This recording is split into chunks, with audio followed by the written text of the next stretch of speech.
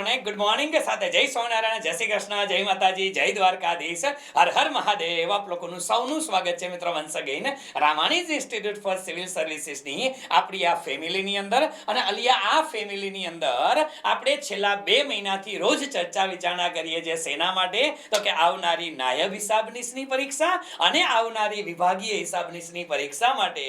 અને મિત્રો ગમે એમ કરીને આ પરીક્ષા પાસ કરવી છે ને, એવા એક દ્રઢ સંકલ્પ સાથે તૈયારી કરવાની છે. એક એવા જોશ સાથે, એક જુસ્સા સાથે તૈયારી કરવાની છે. અને આ તૈયારી છે મિત્રો, એ તમારી કન્સેપ્ટ બેઝડ તૈયારી હોવી જોઈએ. કે કન્સેપ્ટ બેઝડ તૈયારી હોવી જોઈએ. કારણ કે હવે જે પરીક્ષાઓ લેવાય છે અલિયા એની અંદર પણ ખાસ કરીને ગઈકાલે જે પરીક્ષા લેવાની, ઘણા બધા વિદ્યાર્થીઓ ગઈકાલે હેડ ક્લાર્કની પરીક્ષા આપીને આવ્યા હશો. હા, આપેલી હશે. અને એ લોકોને જ્યારે પરીક્ષા આપવા ગયા ત્યારે બપોરે 12 વાગ્યે સરસ મજાનો જોર કા ઝટકા, हाँ ये जोर थी જ લાગ્યો, ધીરે से નો લાગ્યો, ये जोर का झटका जोर से ही लगा. આ હાલત થઈ હતી બેટા, આ હાલત થઈ હતી એટલે ઘણા બાળકો મૂંઝાઈ ગયા હતા. આમ તો અગાઉ ખબર તો હતી અલિયા. એકે રાકેશ સાહેબે જાહેરાત તો કરી હતી કે અમે લોકો જીપીએસસી ની એસઓપી મુજબ પરીક્ષા લેશું. છોકરા મૂંઝાઈ ગયા. ઈ કે અમને એમ કે એસઓપી એટલે પરીક્ષા પદ્ધતિ છે, પેપર લીક ન થાય આવી સિસ્ટમ એ જીપીએસસી ની લેવો. ઈ કે અમને ક્યાં ખબર હતી કે પેપર જીપીએસસી લેવલ નું કાઢશો.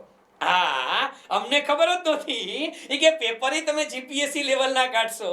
એટલે એક્ઝેક્ટલી તમે જુઓ ને, એક્ઝેક્ટલી તમે જુઓ તો ગઈકાલનું જે પેપર હતું ને, એ જીપીએસસી ક્લાસ 1-2 લેવલની જે પરીક્ષા લેવાય એનાથી જરાય ઓછું નહોતું બેટા. અને એટલા માટે તો હું પહેલેથી કહું છું બેટા કે તમારી તૈયારી છે ને યાર, એ લેવલની હોવી જોઈએ કે જે લેવલે કોઈ પણ કચાસ ના રહે, કોઈ પણ પ્રકારની કચાસ ના રહે. અને એટલે ઘણી વખત આપણી કદાચ બેટા વીકલી ટેસ્ટ મેં લીધી હતી વચ્ચે પેલી વીકલી ટેસ્ટની અંદર ઓડિટિંગની ટેસ્ટ હતી, અમુક ઇન્કમ ટેક્સની ટેક્સ હતી. એની અંદર ઘણા બધા પ્રશ્ન જે હતા એ પ્રશ્ન પણ એવા હતા કે જે પ્રશ્નની અંદર મગજ બેન્ડ ફાડી જાય, મગજ કામ કરતો બંધ થઈ જાય. અલિયા એ બધા લેવલ એટલા માટે એની અંદર રાખું છું. ઘણા બધા વિદ્યાર્થીઓના મેસેજ આવતા હતા સાહેબ કે આ લેવલનું આપણે થોડું પૂછાય. પણ બેટા પૂછાય કે ન પૂછાય, આપણી તૈયારી હોવી જોઈએ.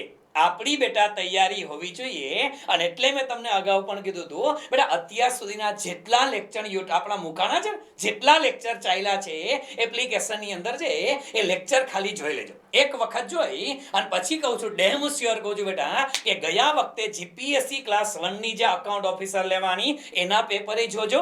ગયા વખતે જીપીએસસી અકાઉન્ટ ઓફિસર ક્લાસ 2 પરીક્ષા લેવાની એનું પેપર પણ જોજો. અને જીપીએસસી એ જે જીએમસી ની પરીક્ષા કન્ડક્ટ કરી હતી એના પેપરે ચેક કરજો બેટા. પેપર ચેક કરજો. ક્લાસ 1-2 લેવલ સુધીના એક પણ મુદ્દા એવા નથી કે જે ક્લાસ 1 ના પેપર પણ તમે સોલ્વ ના કરી શકો યાર. એ લેવલે તો તૈયારી કરીએ છે, એટલે તમારે કોઈ પેનિક લેવાની જરૂરિયાત નથી બેટા. અને એટલા માટે બાકી તો જે કહેવું એને કહેવાની છૂટ હોય છે.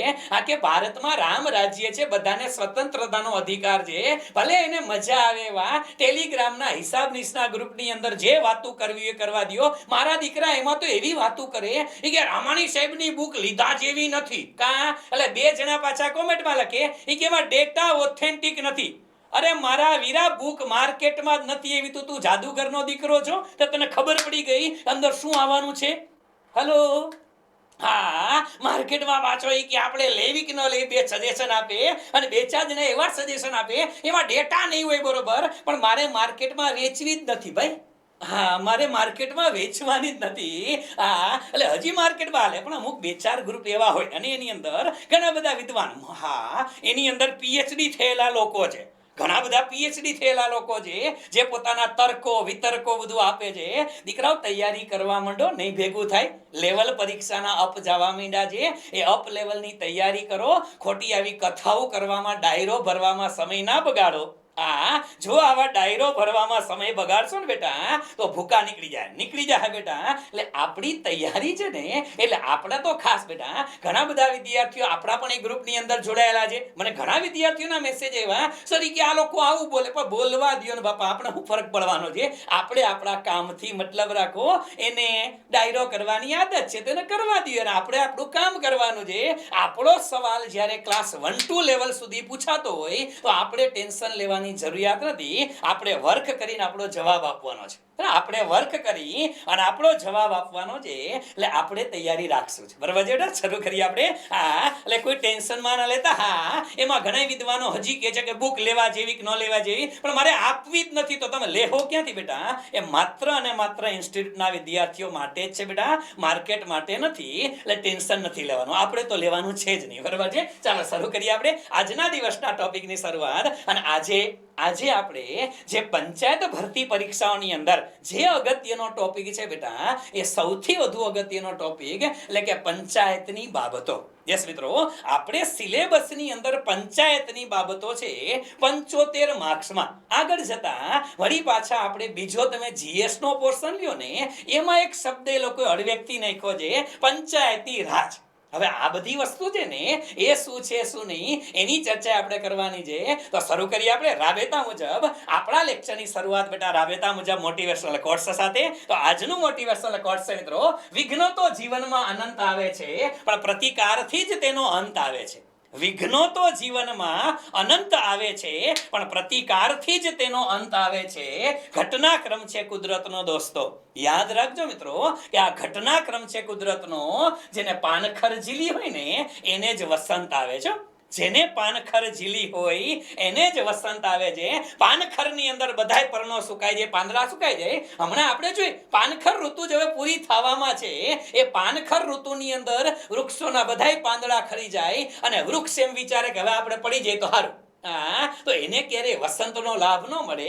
જે લોકોએ નિષ્ફળતાનો સામનો કર્યો છે, જે લોકોએ મુશ્કેલીઓનો સામનો કર્યો છે, એ લોકોને એક વખત તો સારી સફળતા મળવાની જ છે. એટલે ગમે એવી પાનખર આવે ને તો આપણે ખરી નથી પડવાનું, આપણે અડીખમ ઊભું રહેવાનું છે. એટલે અડીખમ ઊભું રહેવાનું છે અને વસંત આવે એની રાહ જોવાની છે. અને આવી વસંત છે ને એ આપણી પરીક્ષામાં આવવી જોઈએ. આવી વસંત છે બેટા, એ આપણી પરીક્ષાની અંદર આવવી જોઈએ. અને જે દિવસે આવી વસંત આપણી પરીક્ષામાં આવશે ને બેટા, તે દિવસે ડેમ શ્યોર તમે બધાને જવાબ આપી અને પરીક્ષા પાસ કરશો. જવાબ આપી અને પરીક્ષા પાસ કરશો. અને લોકોને જવાબ આપવા માટેનો એક જ રસ્તો છે બેટા, એક જ રસ્તો છે. એને બોલીને જવાબ ન અપાય. જે લોકો તમારા વિશે બોલે છે ને એને રિઝલ્ટ આપીને જવાબ આપો. ઓટોમેટિક બોલતા બંધ થઈ જશે. અને છતાંય ન બોલે બંધ થાય તો વળી પાછું રિઝલ્ટ આપો. એટલે એ લોકોને એક વખત તો સારું થાય કે ખોટું બોલતા હતા. તમારો આવો જવાબ હોવો જોઈએ બેટા. રિઝલ્ટ થી જવાબ આપવાનો છે એ તમારે ને મારે બેય, મને લાગુ પડે અને તમને લાગુ પડે. શરૂ કરીએ આપણે પંચાયતી રાજ અને ગુજરાત પંચાયત અધિનિયમ. આ મુદ્દાની આપણે શરૂઆત કરવી છે. તો ચાલો શરૂ કરીએ. ઓકે, હવે જો 2-3 વસ્તુ છે બેટા. હવે આજના સેશનમાં આજે પહેલો સેશન આ ટોપિક ઉપર આપણો છે. 2-4 વસ્તુઓ તમને હું ક્લેરિફાય કરી દઉં. અને એ 2-4 વસ્તુ એટલે કે બેટા પહેલી બાબતો કે આપણે લોકોએ હવે થોડુંક ચોખવટ 2-4 મિનિટ તમારી માત્ર લઈશ બેટા. હવે આપને એટલી તો ખબર છે બેટા કે આપણો સિલેબસ શું છે. જોજો સમજજો બેટા, આપણો સિલેબસ શું છે એને પહેલા હું તમને જરાક તમારા માઇન્ડની અંદર એવું લાગે નહીં કે સારું કંઈક અલગ માર્ગે જાય છે. એક ચોખવટ કરી દો બેટા કે આપણો જે કોમર્સ એકાઉન્ટન્સી જે છે, કોમર્સની જે બાબતો છે એનું આપણું 75 માર્ક્સનું કન્ટેન્ટ છે. હું નથી કહેતો, એ પંચાયત ભરતી બોર્ડે આપણે કીધું છે કે આમાંથી આપણે 75 માર્ક્સનું પૂછશું. બરાબર છે? બીજું તમારું જે ઇંગ્લિશ છે, બધાને ખબર છે, મને ખબર છે, પણ હું કહેવા અલગ માંગુ છું એટલે આ કહું છું. ઇંગ્લિશ 20 માર્ક્સનું છે. અલી આપણું ગુજરાતી છે એ 20 માર્ક્સનું છે. અને તમારું જે જીકે છે ને બેટા, આ કેટલા માર્ક્સનું? 35 માર્ક્સનું છે. બરાબર છે? આમ મળી અને કુલ આપણું 150 માર્ક્સનું સાહેબ પેપર બને. હવે આ જે 35 માર્ક્સ છે, સમજો બેટા, અહીંયા જે 35 માર્ક્સ છે ને, અહીંયા એક વિષય જે 11 વિષયોની યાદી આપી છે. 35 માર્ક્સની અંદર તમને જે 11 વિષયોની યાદી આપેલી છે, એ 11 વિષયોમાં અહીંયા 11 વિષય છે. કેટલા વિષય છે બેટા? 11 વિષય છે. એ 11 વિષયમાંથી એક વિષય, એને એક વિષય આપેલો છે. કયો? તો કે સાહેબ પંચાયતી રાજ. કયો શબ્દ આપેલો છે? અહીંયા એ લોકોએ કીધેલો છે પંચાયતી રાજ. આટલું તો આપને ખબર છે. પણ એ પંચાયતી રાજ આ ટોપિક જે તમારે 35 માર્ક્સના વિષયો છે, 11 વિષય, એમાંનો એક છે. હવે 11 વિષય ભેગા થઈ અને 35 માર્ક્સનું પૂછવું હોય તો વ્યવહારે બધાના 3-4 ક્વેશ્ચન ભાઈએ ભાગ પડે બેટા, વ્યવહારે ભાઈએ ભાગ પડે 3-4 ક્વેશ્ચન આવે. આપણે અપેક્ષા રાખીએ કે 3-4 ક્વેશ્ચન કરતા કદાચ વધારે પડે, 4-5 ક્વેશ્ચન પડે તો 5 ક્વેશ્ચન છે ને બેટા એ તમારા પંચાયતી રાજમાંથી અહીંયાથી બની શકે ખરા. ક્યાંથી? પંચાયતી રાજમાંથી 5 ક્વેશ્ચન મેક્સિમમ, એનાથી વધારે લગભગ નહીં બને બેટા. એનું કારણ છે કે બાકીના બધા વિષયો છે ને ન્યાય તો આપવો પડે, અને આમાં એવું કે જાજુ છે ને કે તમને અહીંયા 100 માર્ક્સ નથી બેટા. જો અહીંયા 100 હોત ને તો તમે કહી શકો કે સાહેબ 11 વિષય છે, 100 માર્ક્સ છે, તો બધાના 10-12 ક્વેશ્ચન પડે ના. એટલે 35 માર્ક્સમાં 11 વિષય હોય તો 4-5 ક્વેશ્ચન પડે, એવરેજ 3-4 આવે. આપણે પંચાયતની ભરતી છે તો 5 રાખીએ. ઓકે. બીજું તો હવે આપણે અહીંયા જે બેટા કોમર્સ ભણવાનું છે, 75 માર્ક્સનું આપણે જે કોમર્સ એકાઉન્ટન્સી ભણીએ છીએ એની અંદર 11મા ધોરણનું એકાઉન્ટ, 12માનું એકાઉન્ટ, એ પછી એસવાય નું કોસ્ટિંગ હોય કે ટીવાય નું મેનેજમેન્ટ એકાઉન્ટ હોય, આ એકાઉન્ટન્સી આપણે લોકો ભણી ગયા. એની અંદર સાથે ઇકોનોમી જે છે તો ઇકોનોમીના મુદ્દા પણ આપણે લોકોએ સ્ટડી કરેલા, અર્થશાસ્ત્ર જે એની પણ આપણે કથા કરી, ઇન્કમ ટેક્સ છે તો એની પણ આપણે વાતો કરી લીધી, ઓડિટિંગ છે એની પણ આપણે લોકોએ વાતો કરી લીધી. તો આ બધી વસ્તુ તો આમાં આવે 75માં. આ 75 માર્ક્સની અંદર એક મુદ્દો આવે છે, અને એ મુદ્દો એટલે કયો તો કે પંચાયતના હિસાબો. શું આવે છે બેટા? પંચાયતના હિસાબો અને એ હિસાબોનું ઓડિટ. શું આવે છે બેટા? પંચાયતના હિસાબો અને એ હિસાબોનું ઓડિટ. આવો ટોપિક અહીંયા આવે છે. બસ દર વખતે જે પંચાયતની પરીક્ષા લેવાય બેટા, છેલ્લે જે વિભાગીય હિસાબનીસની પરીક્ષા લેવાની હતી એની અંદર જે સવાલ હતા એ બેટા સવાલ અહીંયાથી હતા. ક્યાંથી હતા? પંચાયતના હિસાબો. ટેકનિકલ માહિતી જે કીધી છે ને એ જોબને લગતી ટેકનિકલ માહિતી. તમને એકાઉન્ટનું જ્ઞાન હોય, કોમર્સનું હોય, ઇટ્સ ઓકે, ઈ હાલે, પણ એની સાથે સાથે તમારે શું કરવાનું છે? પંચાયતના હિસાબો કઈ રીતે લખાય છે, પંચાયતના હિસાબોનું ઓડિટ કઈ રીતે કરવામાં આવે છે, પંચાયતના હિસાબના ઓડિટ માટે કોઈ આપણા દેશની અંદર કઈ કાયદો બાયદો છે, આ શું છે, આ બધા મુદ્દાની ચર્ચા આપણે અહીંયા થશે. અને આ મુદ્દો છે ને બેટા, અહીંયાથી તમારા કદાચ 10 થી 12 ક્વેશ્ચન્સ પડી શકે. 10 થી 12 ક્વેશ્ચન્સ અહીંયાથી પડી શકે. હવે આ બેયને તમે ભેગા કરો ને બેટા તો ઓછામાં ઓછા આપણા 15-17 ક્વેશ્ચન પડી શકે.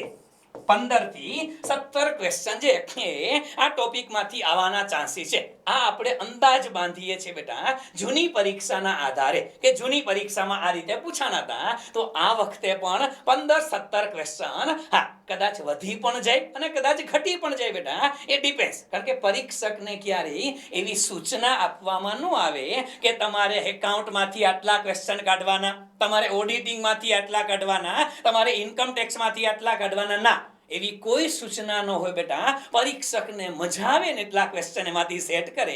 પણ આપણે પંચાયતની ભરતી છે, પંચાયતનો સિલેબસ કરવાનોય કીધો છે, તો આપણે એમાં કચાસ રાખવાની થતી નથી. એ જે લેવલનું તમારા મગજમાં આવે ને બેટા, એ લેવલની તૈયારી આપણે કરવાની છે. એટલે આ ચોખવટ એટલે કરી દઉં કે ઘણા ખરા વિદ્યાર્થીઓ હજી સુધી, આમ તો વચ્ચે ઘણાને આપણે લેક્ચરમાં વાતો કરેલી હતી, ઘણાને મેસેજ ફોનમાં વાતો થઈ હતી કે સર આપણે એક્ઝેક્ટ આપણે ભણવાનું શું આવશે, સાહેબ આપણે પંચાયતી રાજ કરવાનું કે શું કરવાનું? અલિયા પંચાયતી રાજ છે એ જીકે નો ટોપિક છે, એમાંથી સવાલ પડે, પણ એ પંચાયતી રાજથી થોડાક અલગ જઈ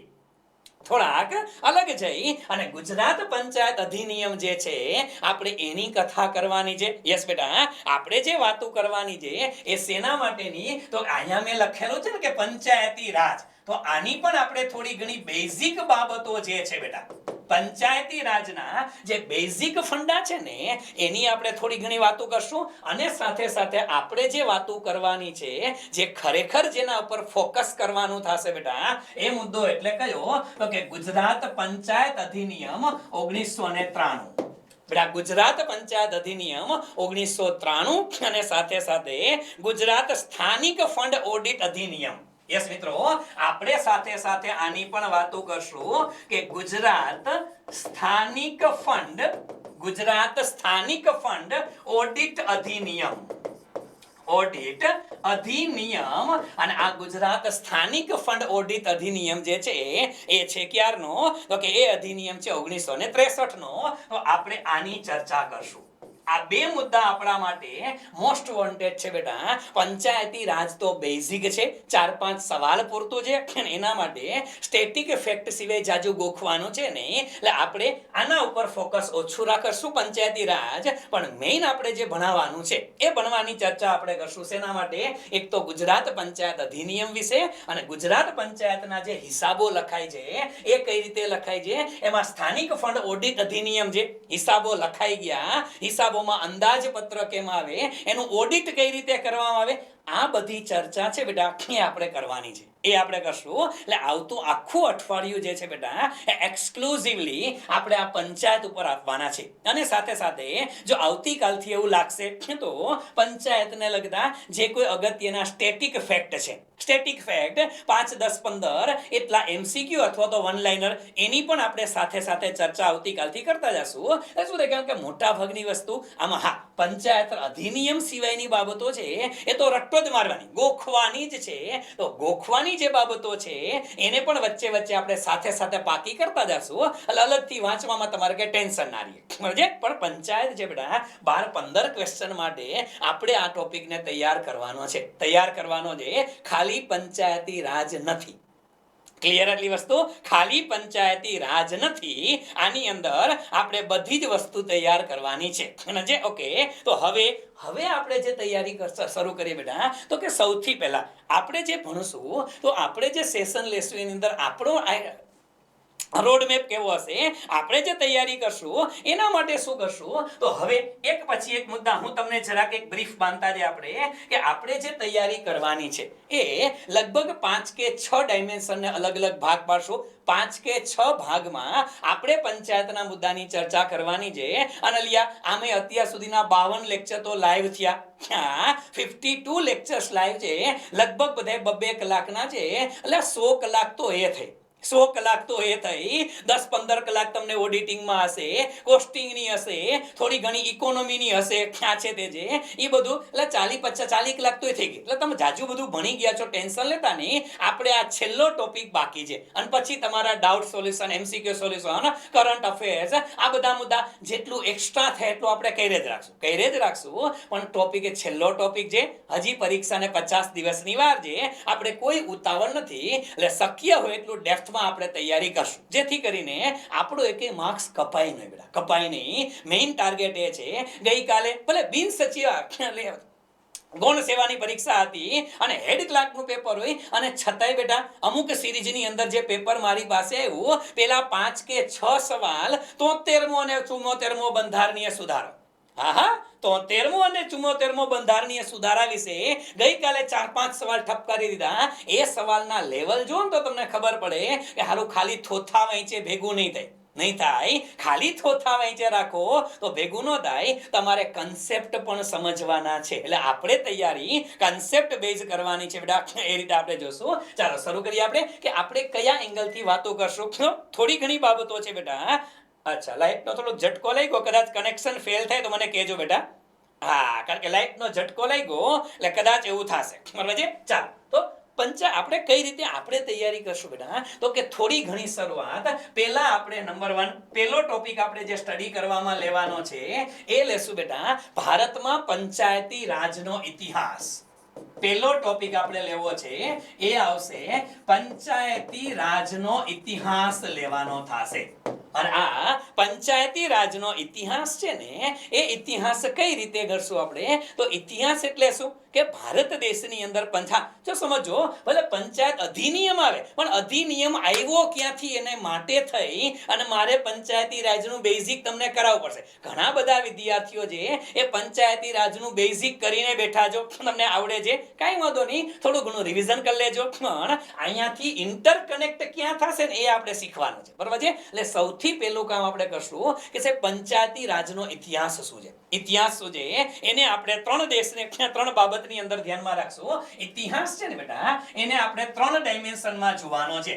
પંચાયતી રાજનો ઇતિહાસ 3 ડાયમેન્શનથી જોશું. એક આપણે જોશું કે પ્રાચીન યુગમાં, જે પ્રાચીન કાળ છે તો પ્રાચીન કાળ દરમિયાન પંચાયતી રાજ વિશેની કઈ માહિતી હતી આ છે તે જે એની થોડી ઘણી કથા કરશું. એ મહાભારતની અંદર હતા, રામાયણમાં થોડી ઘણી વાતો હતી, ચોલ વંશની અંદર એ હતા, હડપ્પામાં હતા, પેશવાનું શાસન હતું, મૌર્ય કાળ હતું. બધા વખતે થોડી ઘણી બાબતો હતી, સ્ટેટિક ફેક્ટ વાળી બાબતો છે. એક વાર્તા સ્વરૂપે આપણે એને કન્સિડર કરશું. કદાચ એકાદો સવાલ આવે તો એકાદા સવાલ પૂરતું આ પ્રાચીન ઇતિહાસ અગત્યનો છે.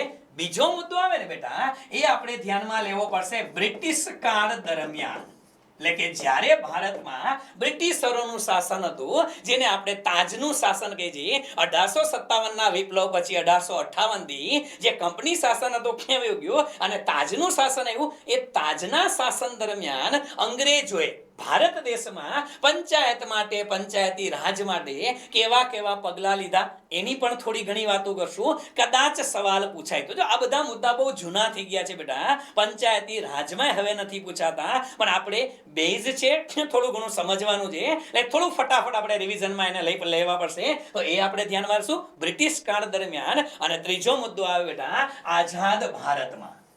ભારતમાં આઝાદી બાદ ભારતમાં પંચાયતી રાજ કઈ રીતે આવ્યું ને એની થોડી ઘણી વાતો આપણે કરવાની છે. આ થોડું ઘણું ઇમ્પોર્ટન્ટ ખરું, કારણ કે આની અંદરથી સવાલ પડે છે. પણ 3 ડાયમેન્શન. પહેલો મુદ્દો આપણે કન્સિડર કરવાનો થશે પંચાયતી રાજનો ઇતિહાસ છે અને કઈ રીતે પંચાયતી રાજનો પ્રાચીન કાળથી અત્યાર સુધી જે સુધારા વધારા થયા, ઉદ્ભવ થયો, એની આપણે વાતો કરશું. બરાબર છે? ઓકે. ત્યાર પછી નંબર 2 બીજા ટોપિકને આપણે જે ધ્યાનમાં લેવાનો છે બેટા, કે પંચાયતી રાજ માટે, પંચાયતી રાજ ભારત દેશમાં હોવું જોઈએ, ગુજરાતમાં આવવું જોઈએ, એના માટે પંચાયતી રાજ માટેની ભલામણ કરવા માટેની ઘણી બધી સમિતિઓ હતી. તો આ પણ આપણે યાદ રાખશું કે પંચાયતી રાજ હોવું જોઈએ, એ પંચાયતી રાજની જે ભલામણ કરનાર સમિતિ હતી, એ ભલામણ કરવા વાળી જુદી જુદી સમિતિઓ. શેની વાતો કરવી છે? જુદી જુદી સમિતિ. આ ટોપિક બહુ નાનો છે, 10-15 મિનિટનો ટોપિક છે. જુદી જુદી પંચાયતી રાજની ભલામણ કરવા માટે જુદી જુદી સમિતિઓ. આ પણ તમે લોકો ક્યાંક ભણી ગયા છો ત્યાં કે બળવંતરાય મહેતા સમિતિ, અશોક મહેતા સમિતિ છે. તો આ બધી સમિતિ તમે ક્યાંક ને ક્યાંક તો ભણી ગયા છો. 4-5 અગત્યની સમિતિ, કોંગ્રેસ સમિતિથી શરૂઆત થઈ હતી. તો આ બધા મુદ્દા એને આપણે અહીંયા કન્સિડર કરવાના છે. એકદમ નાના એવા ટોપિક તરીકે સવાલ પૂછાય છે એકાદા, એટલા માટે. ત્રીજો મુદ્દો જે છે એ આપણા માટે અગત્યનો. આ અગત્યનો ખરેખર આપણે જે ભણવાનું છે એ અહીંયાથી શરૂ થાય છે. અહીંયાથી શરૂ થાય છે. અને એ શું બેટા? તો કે બંધારણમાં પંચાયતનો દરજ્જો. પંચાયત જે છે એ બંધારણીય દરજ્જો ક્યારે મળેલો? તો એ અગત્યનું છે કે પંચાયતને બંધારણીય દરજ્જો. પંચાયતને બેટા બંધારણીય દરજ્જો કઈ રીતે મળ્યો? અને અહીંયા જે મુદ્દો આવે છે ને બેટા, એ મુદ્દો એટલે કયો? તો અહીંયા આપણને ખબર પડી જાય કે સાહેબ અહીંયા આપણે જે કથા કરશું એ શેના માટેની? તો કે બંધારણીય દરજ્જો. અત્યાર સુધી પંચાયતની વાતો તો કરતા હતા, પંચાયતને ફલાણું ઢીકડું અધિનિયમ ઘણા બધા એવા રાજ્ય માટેના, પણ એ બધા તો પોતપોતાના રાજ્ય માટેના હતા. બંધારણની અંદર પંચાયતની કે વાતો કરેલી નહોતી. સૌથી પહેલી વખત અહીંયા આપણે મુદ્દો આવે બેટા 73મો અને 74મો બંધારણીય સુધારો. 73મો અને 74મો બંધારણીય 73મો અને 74મો બંધારણીય સુધારાઓ. બસ આપણા માટે આ અગત્યના છે કે 73મો સુધારો અને 74મો સુધારો જે બંધારણમાં કરવામાં આવ્યો, એના અનુસંધાને ભારતમાં જે પંચાયતની વાતો કરવામાં આવી અને એના અનુસંધાને ગુજરાતની અંદર પણ ગુજરાત પંચાયત અધિનિયમ 1993 અમલમાં આવ્યો. અને આ બધી વસ્તુ છે ને એ આપણી અહીંથી શરૂ થશે, અહીંયાથી શરૂ થશે. એટલે આપણે ખરેખર જે ભણવાનું છે ને બેટા, એ ભણવાનું એ અહીંયાથી છે. બંધારણીય દરજ્જામાં તો આવ્યો તો ક્યારે આના માટેની રજૂઆત થઈ હતી. આમ જુઓ ને બેટા, તો 1991 થી આવે આ બંધારણીય દરજ્જાની વાતો. એ 1991 થી તમારે ધ્યાનમાં લેવી પડે. શું કામ 91 થી? તો કે બંધારણીય સુધારા માટેના બિલ 1991 માં આવ્યા, 1992 ની અંદર એને પસાર થયા અને 3 બેટા હા, આમાં 3 એટેમ્પ હતા. સૌથી પહેલા પંચાયતી રાજને બંધારણની અંદર સ્થાન મળે એના માટે પહેલા જે પ્રયત્નો કરવામાં આવ્યા હતા એ પ્રયત્ન થયા હતા રાજીવ ગાંધી સરકાર દ્વારા. યસ બેટા, સૌથી પહેલા જે પ્રયત્ન થયા ને એ રાજીવ ગાંધી સરકાર દ્વારા પ્રયત્ન થયા, પણ એ કઈ પૂરા ન થયા. ના થયા. ત્યાર પછી બીજા પ્રયત્ન થયા એ વીપી સિંહની સરકાર હતી. જે તે વખતે રાજીવ ગાંધી પછી જે વીપી સિંહની સરકાર આવી એમાંય પ્રયત્નો થયા પણ મંજૂર બિલ ન થયા. અને છેલ્લે નરસિંહ રાવની જે સરકાર આવી, યસ મિત્રો, આ નરસિંહ રાવની સરકારે ગમે એમ કરીને આ બિલને પસાર કરી નાખ્યા. અને એ પસાર થઈ ગયા ક્યારે તો 1991 માં રજૂ થયા, 92 માં પસાર થયા અને 93 માં અમલ થયો. અને 93 માં અમલ થયો. એટલે આના માટે તો તમારે છે ને ઘણા બધા વર્ષ યાદ રાખવાના. 1991 ની અંદર બિલ આવ્યા હતા, 1992 હતું, 1992 માં આ બિલને મંજૂર કરવામાં આવેલા. 1993 ની અંદર આનો અમલ કરવામાં આવ્યો. અને આજે 73મો બંધારણીય સુધારો પંચાયત માટેનો હતો એનો અમલ ભારત દેશમાં કઈ તારીખથી થયો તો ખબર છે કોઈને? હોય તો મને યાદ આપો તો બેટા. અમલ કઈ તારીખથી થયો?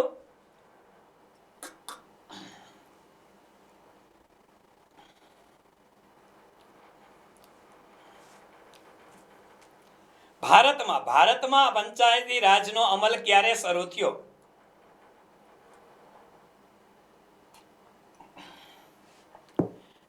ભારતમાં પંચાયતી રાજનો અમલ આ ક્યાં અમુક 15 એપ્રિલ 92 લખે છે એને. હા, પેલી 1/4 લખે છે એને. અલિયા ભારતમાં કહું છું, ભારતમાં પંચાયતી રાજ જે છે એનો અમલ ક્યારે શરૂ થયો તો કે 1993 માં. હું લખીને દઉં છું 93 માં થયો તો તમે કા 92 ને 94 ઠપકારો બેટા. અલિયા અમલ થયો ક્યારે? 24 એપ્રિલ આવે. શું આવે? 24 એપ્રિલે બેટા. આ 24 એપ્રિલ 1993 ભારતમાં 24 એપ્રિલ 1993 ના રોજ પંચાયતી રાજનો અમલ શરૂ કરવામાં આવેલો હતો. અલિયા તમને એક ખબર છે? જો કોકે લખ્યું એક્ઝેક્ટલી બેટા. એટલા માટે તો આ 24 એપ્રિલ નો દિવસ છે બેટા. આ 24 એપ્રિલ એને કયા દિવસ તરીકે ઉજવીએ છીએ તો કે સાહેબ પંચાયતી રાજ દિવસ. સેના તરીકે આપણે ઉજવીએ છીએ બેટા? 24 એપ્રિલ નો સમયગાળો છે એને આપણે પંચાયતી રાજ દિવસ તરીકે ઓળખીએ છીએ. અને આ એટલા માટે કામનું છે કે આપણી પરીક્ષા મે મહિનામાં છે, હમણાં એપ્રિલ આવશે. હલો, હમણાં આવતા મહિને પંચાયતી રાજ દિવસ આવશે. એટલે આપણા માટે એ અગત્યનો છે કે પંચાયતી રાજ દિવસ 24 એપ્રિલ નો દિવસ હતો. પંચાયતી રાજનો ભારતમાં અમલ થયો ને એટલે આપણે એને પંચાયતી રાજ દિવસ તરીકે ઓળખીએ છીએ. આ બેઝિક ફંડા છે. સ્ટેટિક જીકે અસંખ્ય વખત પૂછાયેલો સવાલ છે. હું તમને એમ પૂછું બેટા કે પંચાયતી રાજ દિવસ ઉજવાય છે ભલે 24 એપ્રિલ થી, પણ કયા વર્ષથી આ દિવસને પંચાયતી રાજ દિવસ તરીકે ઉજવવાનું નક્કી થયું છે? ઉજવાય છે કયા વર્ષથી મને કયો? ઉજવાય છે કયા વર્ષથી? કયા વર્ષથી ઉજવાય છે? દિવસ નહીં બેટા, 2 ઓક્ટોબર દિવસ નહીં. ઉજવાય છે કયા વર્ષથી? કયા વર્ષથી ઉજવાય છે? 1993 ને 94 ને 95 ને 2009 ને 2015 ને 16 ને મહિના અઠિયા મારવા. હાઈલા કોકે લખ્યું 1992. એ 1992 માં પંચાયતી રાજ અમલમાં નહોતો આવ્યો તો ઉજવાય ક્યાંથી બેટા? ડખા કરો માં આલ્યા.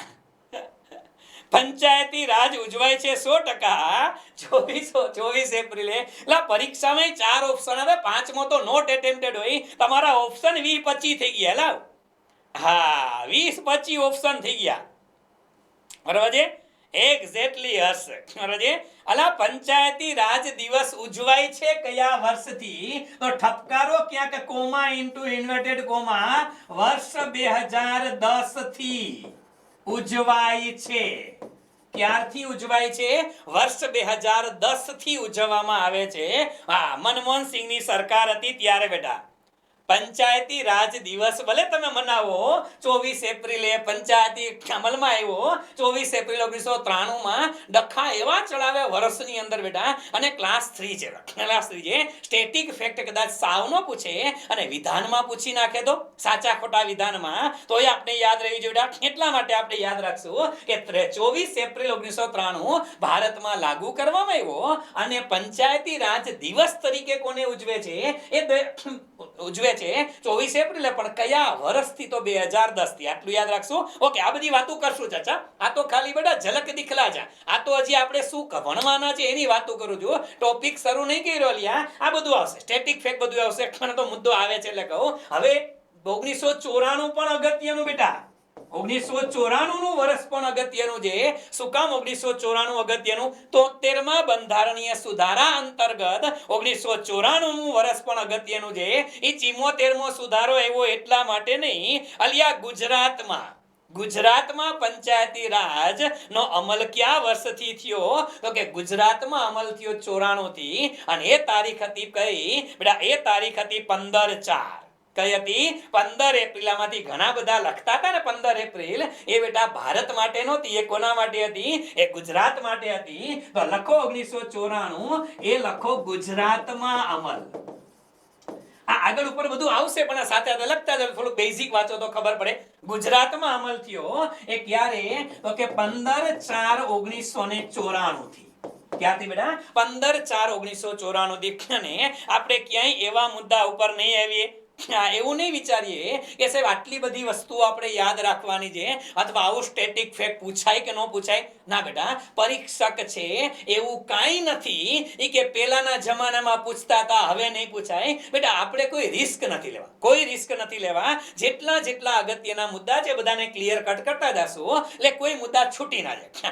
અમુક મુદ્દા એવા છે બેટા આની અંદર કે જે ક્યારેય પૂછાવાના નથી પણ પૂછાવાના નથી એનો મીનિંગ એવો નથી કે નો જ પૂછાઈ જાય તો એટલે આપણે કોઈ રિસ્ક લેવા માંગતા નથી બરાબર છે ઓકે તો અહીંયા આવતા રહ્યો પહેલી વાતો આપણે કરશું થોડી ઘણી ચર્ચા પંચાયતી રાજના ઇતિહાસની બીજું પંચાયતી રાજની ભલામણની જુદી જે સમિતિઓ હતી એની પણ થોડી ઘણી વાતો કરવી છે ત્રીજું પંચાયતને બંધારણીય દરજ્જો મળ્યો એ 73મો અને 74મો બંધારણીય સુધારો આને આપણે થોડુંક ડેપ્થમાં લઈ જશું શું કામ એનું કારણ છે કે એ જે બંધારણીય સુધારો આવ્યો ને બેટા એની અંદરથી જ આપણા મુદ્દા આવે છે અને નંબર 4 લખો નંબર 4 ચોથા ક્રમે આપણે લોકોએ યાદ રાખવાનો છે ચોથા ક્રમે આપણે જે ભણવાનું છે એ લખો ગુજરાત પંચાયત અધિનિયમ આપણા માટે અગત્યનું આ છે બેટા ગુજરાત પંચાયત અધિનિયમ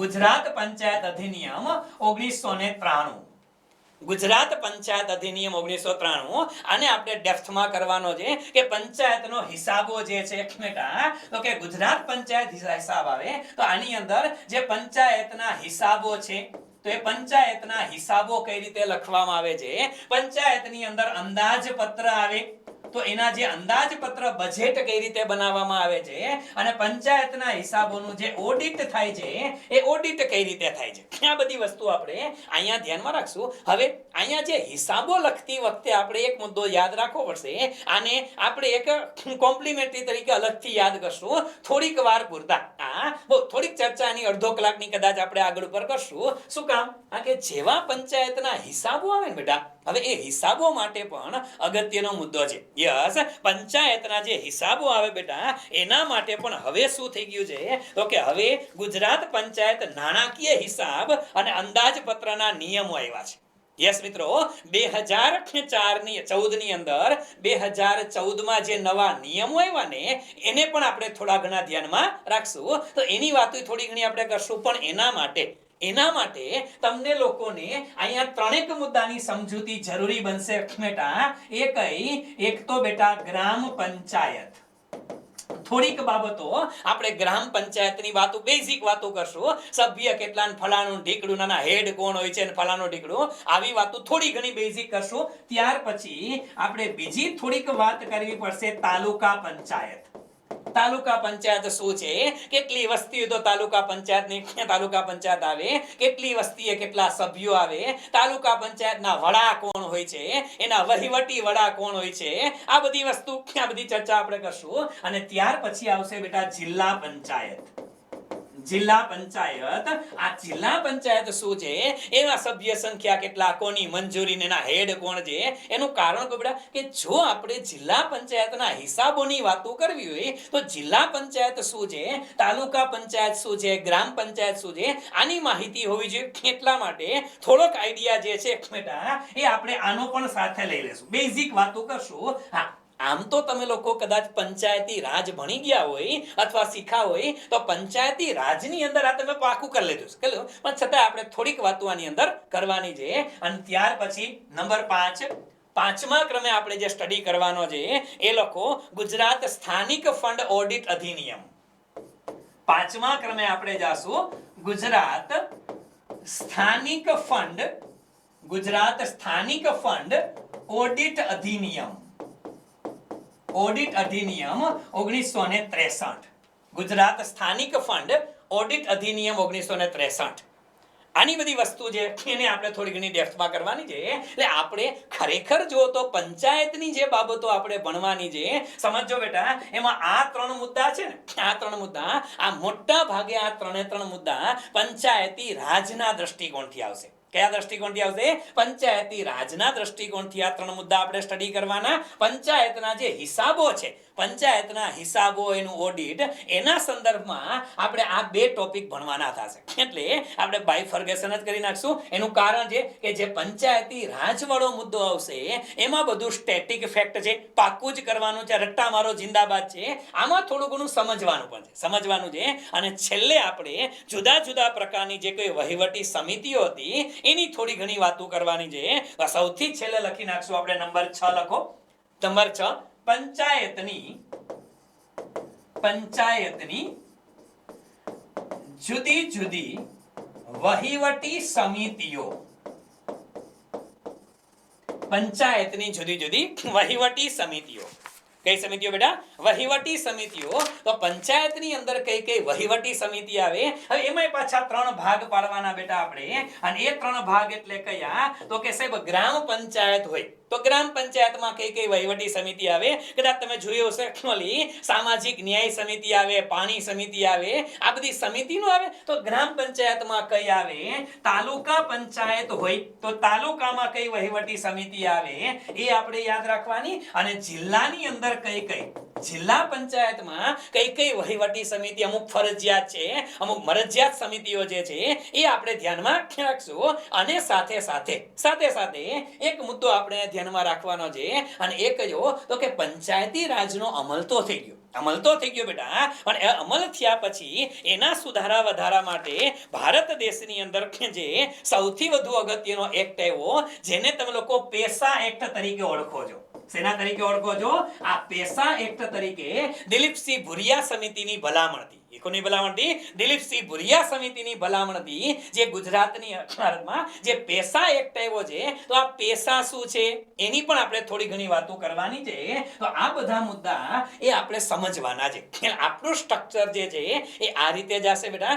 મેક્સિમમ જેટલા ટોપિક કવર થાય એટલા પ્રયત્ન પણ કરશું. જેમાં ડેપ્થમાં સમજવાની જરૂર પડે છે બેટા એને આપણે ડેપ્થમાં સમજશું પણ ખરા. અને જે મુદ્દાની અંદર બહુ ડેપ્થમાં સમજવાની જરૂર નથી, જેમાં સ્ટેટિક ફેક્ટ અગત્યના છે એ હું તમને લખાવતો પણ જઈશ. હા, તમને લોકોને જે મટીરિયલ્સ અહીંથી પ્રોવાઈડ થશે લગભગ બુક પ્રિન્ટિંગમાં જે એનો પહેલો સ્લોટ જે છે એ અમને લગભગ ગુરુવારે લોકો આપી દેશે. તો આ વીકમાં ડિસ્પેચ થવાનું શરૂ થઈ જશે. એ બુકની અંદર પણ પંચાયતની ઘણી બધી બાબતો લખેલી છે, આપેલી છે તમને બેટા. પણ એ બધી બાબતો એમાંથી વાંચવાની તો છે જ, પણ એ વાંચવાનું શેના માટે? કે આમાં કોઈ મુદ્દા આપણે લખવાના તમારે રહી ગયા હોય, સ્ટેટિક ફેક્ટ છે એના માટે. બાકી આ નોટ્સ છે એ તો તમારે બનાવવાની જ છે. એટલે આની નોટ્સ વ્યવસ્થિત બનાવી નાખજો. અને પછી જે બુક તમારી પાસે આવે એમાંથી જે લખવા જેવું લાગે ને બેટા, ચોપડી ભલે પડી પણ એમાંથી જોઈને જે અગત્યના ટોપિક છે એ તમારી પર્સનલ નોટમાં લખી નાખજો બેટા, જેથી કરીને કોઈ દિવસ ટેન્શન ના રહે. ચાલો શરૂ કરીએ આપણે. હવે સૌથી પહેલો ટોપિક સૌથી પહેલો ટોપિક આપણે ઇતિહાસ લેવો છે બેટા, પંચાયતી રાજનો ઇતિહાસ. સ્ટેટિક ફેક્ટ વાળો ટોપિક છે, આપણે ફટાફટ આને પૂરો કરશું કે પંચાયતી રાજનો ઇતિહાસ. પંચાયતી રાજ છે બેટા, એનો ઇતિહાસ લેવો છે અને એ ઇતિહાસ આપણે 3 ડાયમેન્શન થી ધ્યાનમાં રાખશું બેટા. 3 ડાયમેન્શન થી ધ્યાનમાં રાખવો છે. એક લેવો છે પ્રાચીન કાળથી. ક્યારે બેટા? પ્રાચીન કાળમાં. તો બેટા પ્રાચીનો ખાલી ચીન નહીં, એને પાછું યાદ ન કરું. ક્યાંથી? પ્રાચીન કાળમાં પંચાયતી રાજ કેવું હતું? ક્યારેક બહુ ઓછા, રેરેસ્ટ ઓફ ધ રેર કેસમાં બેટા આ પ્રાચીન કાળવાળા સવાલ પૂછાય છે, પણ છતાંય આપણે એને સ્ટેટિક ફેક્ટ તરીકે લેવું છે. તો લખતા પણ જાશું વારવાર. પ્રાચીન કાળમાં પ્રાચીન કાળમાં તો એમય કહેવાય છે કે પ્રાચીન કાળ એટલે કયો? ઓકે, છે એક બેટા વેદની અંદર, એ ઋગ્વેદની અંદર પણ એ લોકો વાતું કરે છે, યજુર્વેદની અંદર વાતું કરે છે. ને પ્રાચીન કાળની અંદર જ્યારે વેદ હતા, તો કે વેદમાં પણ પંચાયતી રાજ શું છે, એટલે પંચાયતો છે, સમૂહ છે, ગામનો સમૂહ, આવી વાતું કરતા હતા. એવી રીતે આગળ એમ કહેવાય છે બેટા કે રામાયણનો સમય જ્યારે હતો, જ્યારે આ વાલ્મીકી રામાયણનો સમય છે, એ રામાયણના સમય દરમિયાન પણ જનપદ અને આવા શબ્દ હતા. એટલે આનો મીનિંગ શું થયો બેટા કે જે તે વખતે જે રામાયણ મહાભારતનો પ્રસંગો હતા એ વખતે પણ પંચ હતા. એ પંચ હતા, એનો વહીવટ કરતા હતા, ગામડાનો વહીવટ થતો હતો. તો આ બધી વસ્તુ છે બેટા એ તો જે તે વખતે હતી. જે તે વખતે પણ આ જનપદ થી માંડી અને બધા મુદ્દા એની અંદર મુદ્દા હતા. અને એ વખતે કદાચ તમને લોકોને ખબર હોય તો કે જ્યારે આ વેદના સમયગાળા હતા ત્યારે એક શબ્દ આવતો હતો બેટા, એનું નામ હતું વિદર્થ. આવો શબ્દ કદાચ તમે લોકો ભણેલા હશો, એક વિદર્થ નામનો શબ્દ આવતો. વિદર્થ. અને વિદર્થ એટલે શું થાય બેટા? તો કે વિદર્થ એટલે વિધાનસભા થાય. આ વિદર્થ એટલે આજના સમયમાં આને શું કહો છો તમે? વિધાનસભા કહો છો. તો આપણે કેમ ગુજરાતની અંદર ગુજરાત વિધાનસભા આવે, એવી રીતે જે તે ગામડું હોય એની વિધાનસભા હોય, એ વિદર્થ આવો શબ્દ. એટલે પ્રાચીન કાળની અંદર હજારો વર્ષ પહેલા પણ બેટા આની બધી વાતો હાલતી હતી. એવું નથી કે આજકાલમાં જે. એ ઉપરાંત તમને લોકોને ખબર હોય કે જ્યારે ચંદ્રગુપ્ત મૌર્યનું શાસન હતું ત્યારે એના ગુરુ કૌટિલ્ય, ચંદ્રગુપ્ત મૌર્યના શાસનમાં એના ગુરુ કૌટિલ્ય હતા. અને એ કૌટિલ્ય એટલે કે ચાણક્ય, આ ચાણક્યના સમયની અંદર, ચાણક્ય વખતે પણ તમને કદાચ મેં એક ઇન્સિડન્સ કીધેલો હશે અને કદાચ ન કીધો હોય તો વળી પાછો કીધો હોય તો રિવિઝન કરી નાખું. તમને ખબર છે જ્યારે ચંદ્રગુપ્ત મૌર્યનું શાસન હતું ને બેટા, એ વખતે ઘણા બધા વિદેશીઓ ભારતની અંદર આવતા. હતા. એમાં એક વિદેશી હતા જેનું નામ હતું બેટા મેગસ્થનીસ. શું નામ હતું? મેગસ્થનીસ નામનો વિદેશી પ્રવાસી જ્યારે એ ચંદ્રગુપ્ત મૌર્યના શાસનની અંદર મળવા આવ્યો, પ્રવાસી હતો, એને બહુ પ્રભાવિત થયો. એ ભારત દેશની જે વ્યવસ્થા હતી એનાથી પ્રભાવિત થયા અને ચંદ્રગુપ્ત મૌર્યનું જે શાસન ચાલતું હતું એનાથી પ્રભાવિત થયા, એની રાજ્ય વ્યવસ્થાથી પ્રભાવિત થયા, એની વહીવટી વ્યવસ્થાથી પ્રભાવિત થયા. અને એને વિચાર કર્યો કે આવું બધું સરસ વ્યવસ્થા કોણ સંભાળે છે? એટલે ગામ બધાએ કીધું કે ભાઈ આ બધું તો છે ને ચાણક્ય નામના વ્યક્તિ સંભાળે છે, જેને આ ચંદ્રગુપ્ત મૌર્યને આ સિંહાસન ઉપર બેહાડ્યો એ વ્યક્તિ છે. અચ્છા, કે એને મળવું હોય તો ક્યાં મળે? કે રાજમહેલમાં હોય? કે ના, કે કાકા અઘરા અમારા, ચાણક્ય કાકા અઘરા, કે રાજમહેલમાં નો રહીએ, ક્યાં રહીએ? કે જંગલમાં રહીએ, ઝૂંપડી બાંધી દઈએ ગામમાં. અચ્છા, એવું છે? હા. મેગસ્થનીસ નામનો વ્યક્તિ એ ચાણક્યને મળવા જાય છે મિત્રો. અને ચાણક્યને મળે છે એટલે પૂછે છે, આવો ચાણક્ય અતિશય સત્કાર આવકાર આપ્યો કે આવો. અને ચાણક્યએ પહેલો જ સવાલ પૂછ્યો કે તમે શેના માટે મળવા આવ્યા છો?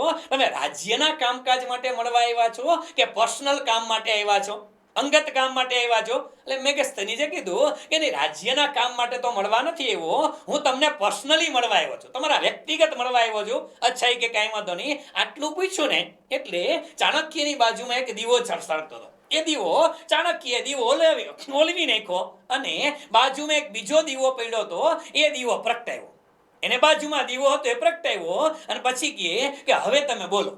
આટલું જોયું ને એટલે મેગસ્થનીસના મગજની અંદર હારો વિચાર આવી ગયો. એ વાત કરવા આવ્યો તે બધું ભૂલી ગયો. એને એ જ વિચાર આવ્યો કે આને આવું કર્યું હું કરવા. એ એક દીવો ઠારી નાખ્યો ના બીજો કર્યો, બેમાં પ્રકાશ તો બેમાં હરખો પડે છે. તો આવું કેમ કર્યું? એનાથી રહેવાનું નહીં વાતચીત દરમિયાન. એટલે મેગસ્થનીએ ચાણક્યને પૂછી જ કાઢ્યું કે હું આવ્યો, તમે મને સવાલ પૂછ્યો, તમે એક દીવો બુઝાવી દીધો અને બીજો ચાલુ કેમ કર્યો, મને સમજાણું નહીં. અને ત્યારે ચાણક્યનો જવાબ હતો કે તમે તમારા મને અંગત કામ માટે મળવા આવ્યા છો ને? એ કે હા, અંગત કામ માટે. એ કે પેલા તમે આવ્યા ને ત્યાં સુધી હું રાજ્યનું કામ કરતો હતો, હું રાજ્યના ચોપડા લખતો હતો. એટલે એ જે દીવો બળતો હતો ને, એ દીવાની અંદર જે તેલ હતું ને, એ રાજ્યના પૈસાનું તેલ હતું. એ તેલ રાજ્યના પૈસાનું તેલ હતું. અને તમે મને અંગત કામ માટે મળવા આવ્યા છો, તો અંગત કામ માટે મારે રાજ્યના પૈસાનું તેલ ન વપરાય. એટલે એ દીવો બુઝાવી નાખો. આ દીવામાં જે તેલ છે ને મારા ઘરના પૈસાનું છે. આ દીવાનું તેલ મારા ઘરના પૈસાનું છે. આ ચાણક્યની વાત સાંભળી અને મેગસ્થનીસ જે છે એ પ્રભાવિત થઈ ગયા હતા.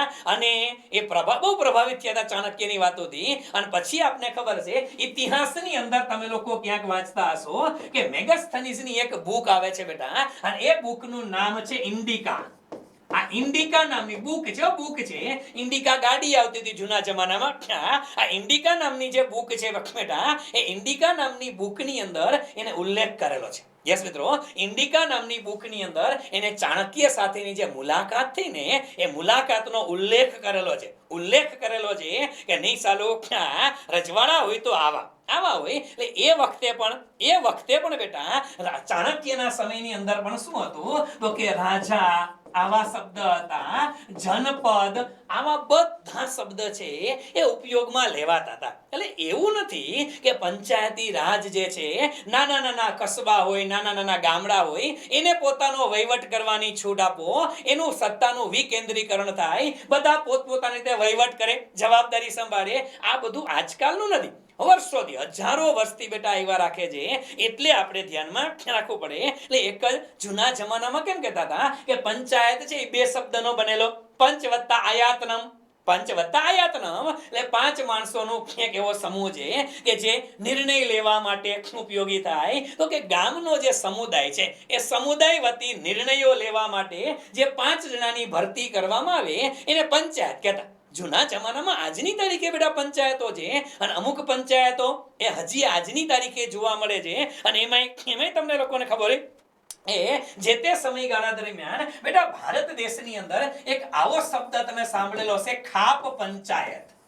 સાંભળેલો છે તમે? આવો શબ્દ સાંભળેલો હશે, ખાપ પંચાયત. આ બધી ખાપ પંચાયત હોય ને બેટા, એ શું છે? ખાપ પંચાયત જે છે એ શું છે તો કે ખાપ પંચાયત એટલે શું થાય બેટા? તો કે ખાપ પંચાયત એટલે એવી પંચાયત છે કે એ પોતાના વિચારોથી નિર્ણય લે. એ જે નિર્ણયો છે ને, એ પોતાના વિચારોને આધારે, કોના આધારે? પોતાના વિચારોને આધારે નિર્ણય લેવામાં આવે. અને આ નિર્ણયો છે ને, એમાં બંધારણનું અસ્તિત્વ ન હોય. બંધારણનું અથવા કાયદાનું પાલન ના થતું હોય, કોઈ પણ પ્રકારના કાયદાનું પાલન ના થતું હોય, બંધારણની જોગવાઈનું પાલન ના થતું હોય, પોતાની રીતે જે ડિસિઝન લેવામાં આવે, ઓલું કેનો કહેવાય ગુજરાતીમાં, રાજાને ગમે એ રાણી. આ રાજાને ગમે રાણી, બસ અહમ બ્રહ્માસ્મિ, આના જેવું છે. અહમ બ્રહ્માસ્મિ, હું કવિ, બધું સાચું. આજની તારીખે બેટા યુપી, બિહાર જેવા ઘણા રાજ્યની અંદર એ ખાપ પંચાયત જોવા મળે છે. ખાપ પંચાયત જોવા મળે છે કે જેમાં જે પંચાયત નિર્ણય લે છે કે એવી કઈ જોગવાઈઓ ભારતના બંધારણમાં નથી, એવી કઈ કાયદામાં નથી. કોઈ પણ વ્યક્તિ કોઈ ગુનો કરે એને ઝાડવા હેરે બાંધી દેવામાં આવે. પંચાયત હુકમ કરે. શું હુકમ કરે? કે કોઈ પણ વ્યક્તિએ ચોરી કરેલી છે તો એની સજા એને ઝાડવા હારે બાંધી દો, એના વાળ ઉપર ટકો કરી નાખો, ટકો કરી અને એને ગધેડા ઉપર ફેરવો આવે છે બેટા. અને એ લોકોને ઘણી વખત હજી યુપી, બિહારના જિલ્લામાં આવી ખાપ પંચાયતો છે. અને એ ખાપ પંચાયતોની અંદર કોઈ પણ ભૂલ થાય તો ભૂલની સજા હોય છે. અને ઘણી ખાપ પંચાયતો આજની તારીખે 21મી સદીની અંદર પણ યાના દીકરા દીકરીને ભણવા નથી દેતી. ખાપ પંચાયત ભણવા. એ કે દીકરીઓએ ન ભણવું જોઈએ, નહીં ભણવાનું, છોકરાઓએ નહીં ભણવાનું, મોબાઈલનો ઉપયોગ નહીં કરવાનો. તો આ શું છે બેટા? એ પોતાના મન ઘડત નિર્ણયો લે છે. એની અંદર ક્યાંય ભારતનું બંધારણ ન હોય, ક્યાંય કોઈ ભારતના કાયદા ન હોય, પોતાની રીતે જે નિર્ણયો લે એને શું કહેવાય? એને કહેવાય છે બેટા ખાપ પંચાયત. શું કહેવાય? ખાપ પંચાયત જે છે આ બસ આવું કરે. હા, ઘણી વખત આપણે જો અંધશ્રદ્ધાના ઘણા બધા મુદ્દાઓ આપણે જોઈએ છે કે ભાઈ હા કે આ ખાપ પંચાયત નિર્ણય લે એ કે ભાઈ તમારે અગ્નિ પરીક્ષા આપવાની, ઉકળતા તેલમાં હાથ બોળવાના, તમે સાચા હોય તો કાંઈ નહીં થાય. આ બધું શું છે? આવા બધા નિર્ણયો છે બેટા એ જુદી જુદી ખાપ પંચાયત માટે લેવામાં આવે છે. તો આ તમે પિક્ચરમાં ઘણી વખત જોતા, રિયલમાં પણ છે બેટા, અને પિક્ચરમાં પણ તમે ઘણી વખત જોતા હશો પિક્ચરમાં કે કોઈ પણ વ્યક્તિ હોય પંચાયત બેસે અને મોટા ભાગે પંચાયતના પ્રમુખ તરીકે તમે અમિતાભ બચ્ચનને જોયા હશે. જોયા છે? હા, પંચાયતમાં પ્રમુખ તરીકે તમે અમિતાભ બચ્ચનને જોયા હશે. ઘણા બધા પિક્ચર છે એના. હા, એક સૂર્યવંશી. હા, એમાં સેમ છે. સૂર્યવંશી એટલે હમણાં નવું આવ્યું સૂર્યવંશમ, એ તો મેં જોયું નથી, જૂનું સૂર્યવંશી જોયું છે.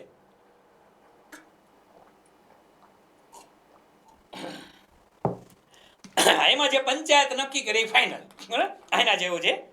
હા, ઓકે. હા, એ કે નવું જોઈ લેજો બેટા. ટાઈમ ક્યાં મળે નવા પિક્ચર જોવાનો? આપણી જિંદગીમાં બે જ પિક્ચર આપણે ટોકીજમાં જોયા. પેલું પિક્ચર જોયું તો મેં કરણ અર્જુન, ત્યારે મજા આવી કે પિક્ચર જોવાય. દુર્ગા માં કે દો બેટે કરણ અર્જુન આएंगे. બીજું પિક્ચર જોયું દેવદાસ. દેવદાસ જોઈને નક્કી કર્યું કે પિક્ચર જોવાય જ નહીં. હા, ઈ છેલ્લું પૂરું થઈ ગયું. પછી જિંદગીમાં પિક્ચર નથી જોયા. આમાં શું કરવાનું? હાલો આવતર્યો એ આડાવડે રસ્તા ચડાવવામાં. હાલો મૂળ મુદ્દાઓ કરાવો. પંચાયત છે એ અગત્યનું છે. હવે ઘણી વખત તમને પરીક્ષાની અંદર એકાદ વખતે ડીવાયએસઓ લેવલની પરીક્ષા હતી બેટા. આ ડીવાયએસઓ લેવલની પરીક્ષામાં એક હિસ્ટ્રીના પોઈન્ટ ઓફ વ્યૂથી અહીંથી સવાલ પડ્યો હતો. એ પણ હું સાથે લેતો જાઉં બેટા. હિસ્ટ્રીના સમયનો સવાલ પડેલો હતો કે ભારત દેશની અંદર જ્યારે ચોલ વંશ હતા. કયા હતા? ભારત દેશની અંદર જ્યારે ચોલ વંશનું શાસન ચાલુ હતું ત્યારે ચોલ વંશના શાસન દરમિયાન આવા 6 નામ આપવાતા. કેટલા? 6 નામ આપવામાં આવતા હતા. અને એ 6 નામ એટલે કયા કયા હતા? તો એ પણ તમે લખી નાખો કે જ્યારે ગામડો લોકોનો સમૂહ જ્યાં રહેતો હોય, આ સમજો. એક નામ હતું બેટા કે જ્યાં લોકોનો સમૂહ રહેતો હોય. શું રહેતો હોય? જ્યાં લોકોનો સમૂહ રહેતો હોય, એ લોકોના સમૂહને શું કહેતા હતા? એ લોકો ગામ કહેતા હતા. શું કહેતા હતા બેટા? ગામ કહેતા હતા. હજી આગળ લખો કે ગામનો સમૂહ હોય. શેનો સમૂહ હોય? ગામનો સમૂહ હોય. જ્યારે લોકો ભેગા થઈને રહીએ એને ગામ કહેવાય. યસ, ગામનો સમૂહ હોય તો ગામના સમૂહને શું કહેતા હતા? એને કોરમ અથવા નાડું કહેતા હતા. શું કહેતા હતા બેટા? કોરમ અથવા નાડું. હા, કોરમ અથવા નાડું. એક્ઝેક્ટલી બેટા. પછી આગળ કે જ્યાં કોરમનો સમૂહ હોય. શેનો સમૂહ ભેગો થાય? ગ્રુપ ઓફ કોરમ જ્યાં હોય એ કોરમના સમૂહને શું કહેતા હતા? એને વેલ નાડુ કહેતા હતા. આ પેલા નાડુ અને પછી વેલ નાડુ. હા, કોરમનો સમૂહ એને વેલ નાડુ કહેતા હતા. એક્ઝેક્ટલી બેટા. હજી આગળ લખો. આવા 6 ભાગ હતા. વેલ નાડુનો સમૂહ બેટા, જે વેલ નાડુ હતા એ વેલ નાડુનો સમૂહ ભેગો થાય એને શું કહેતા હતા? એક્ઝેક્ટલી બેટા. એને શું કહેતા હતા? વાહ, વેરી ગુડ. એને કહેતા હતા મંડલમ કહેતા હતા. શું કહેતા હતા બેટા? મંડલમ કહેતા હતા. બરાબર. અને એવી રીતે આગળ જે મંડલમનો સમૂહ હતો. શેનો? મંડલમનો સમૂહ જે હતો એ મંડલમના સમૂહને શું કહેતા હતા? એક્ઝેક્ટલી બેટા. એને કહેતા હતા પ્રાંત. શું કહેતા હતા? પ્રાંત કહેતા હતા. અને જુદા જુદા પ્રાંતનો સમૂહ બને એને શું કહેતા હતા? રાજ્ય કહેતા હતા. શું કહેતા હતા? પ્રાંતના સમૂહને રાજ્ય કહેતા હતા. શું કહેતા હતા? રાજ્ય. અલિયા આમાંથી એક સવાલ છે એ છેલ્લે ડીવાયએસઓ લેવલે પૂછાણો. તમે વિચારો. એટલે આમ તો આ પંચાયતી રાજનો મુદ્દો નથી બેટા. પંચાયતમાં આવે છે એટલે, પણ આમ હિસ્ટ્રીના પોઈન્ટ ઓફ વ્યૂથી પણ અહીંયાથી સવાલ, ચોલ વર્ષનો સવાલ પૂછાણો. એમાં આ સવાલ હતો એટલે આપણે એવા નાના નાના જે સ્ટેટિક ફેક્ટ છે જે જરૂરી છે એને આપણે હાથે ધ્યાન રાખજો કે હા ચોખવટ કરું આખું પંચાયતી રાજ છે એને કરવાની જરૂર નથી અને આપણે કરી પણ નહીં શકીએ એટલે આપણે જે અગત્યના પોઈન્ટ છે એને બધાને કન્સિડર કરતા જઈએ બરોબર છે તો આ ધ્યાનમાં આપણે રાખશું કે ચોલ વંશની અંદર આવી વ્યવસ્થા હતી અને પછી તો બેટા ભારત દેશની અંદર જેટલા રાજા રજવાડા એવા એ દરેક રજવાડા મરાઠાની અંદર શિવાજી મહારાજનું રાજ્ય હતું પેશવા હતા દરેક વખતે ભારતમાં ક્યાંક ને ક્યાંક મોહેંજો-દડોની જૂની સંસ્કૃતિ હતી એ વખતે પણ પંચાયતનો ઉલ્લેખ તો છે જ એટલે પંચાયતનો જે પ્રાચીન ઇતિહાસ છે એ એમ કહે છે બેટા કે પ્રાચીન કાળમાં છેક વેદ વખતથી શરૂ કરી એ રામાયણ મહાભારત વખતથી શરૂ કરી અને જ્યારે ચોલ વંશના બધા શાસકો પેશવા બધા આવ્યા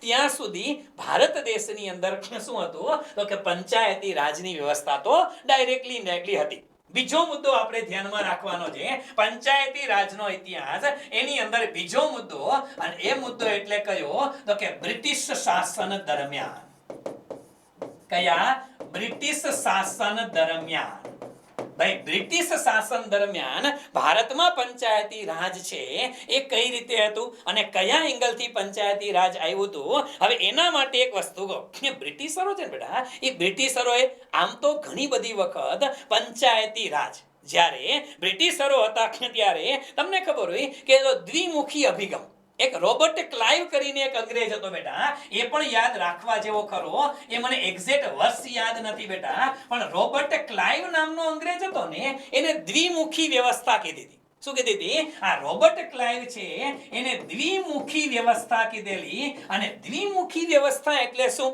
તો કે રાજ્ય જે છે એ રાજ્યનો વહીવટ અલગ વ્યક્તિ કરે અને મહેસૂલ અલગ ઉઘરાવે હલો રાજ્યનો વહીવટ જે છે એ વહીવટ અલગ કરશે વહીવટ અલગ લોકો કરશે એ અલગથી થશે વહીવટ અલગથી થશે અને એનું મહેસૂલ ઉઘરાવવાનું આ મહેસૂલ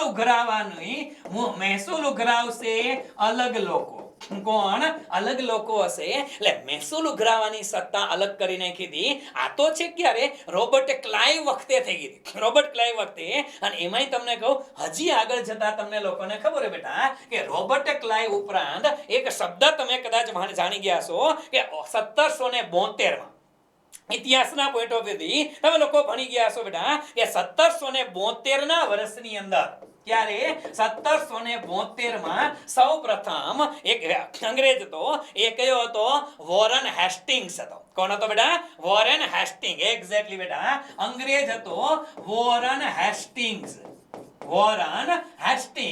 એને ભારત દેશમાં સૌપ્રથમ કઈ જગ્યાએથી તો કે વેસ્ટ બેંગાલમાંથી ન ભૂલતો હોય તો વોરન હેસ્ટિંગે સૌપ્રથમ 1772 માં વેસ્ટ બેંગાલથી ક્યાંથી વેસ્ટ બેંગાલથી એક પદની શરૂઆત કરેલી હતી અને એ પદ એટલે કયું હતું બેટા એક્ઝેક્ટલી એ પદ એટલે કયું હતું કલેક્ટરનું પદ હતું કયું પદ હતું કલેક્ટર શબ્દ જે છે બેટા એ કલેક્ટર એટલે કોણ તો કે જે મહેસૂલ ઉઘરાવે જે મહેસૂલ કલેક્ટ કરે ને એને કલેક્ટર કહેવાય અને આપણે ઘણા બધા રાજ્ય આપણે જિલ્લા છે એમાં મહાનગરપાલિકા હોય છે તો એને કલેક્ટર જે છે એ કલેક્ટર એટલે મહેસૂલ ઉઘરાવવાની સત્તા એની પાસે હોય સાથે સાથે ડિસ્ટ્રિક્ટ મેજિસ્ટ્રેટ કારણ કે મેજિસ્ટ્રેટ પાવર પણ એની પાસે હોય છે જિલ્લાનો રાજા કલેક્ટર હોય છે પણ આની શરૂઆત ક્યારે થઈ વેસ્ટ બેંગાલની અંદર થયેલી હતી વોરન હેસ્ટિંગ્સ દ્વારા અને ક્યારે 1772 માં કલેક્ટરનું પદ આવ્યું હવે મને કયો બેટા કે આ કલેક્ટરનું પદ તો બરોબર છે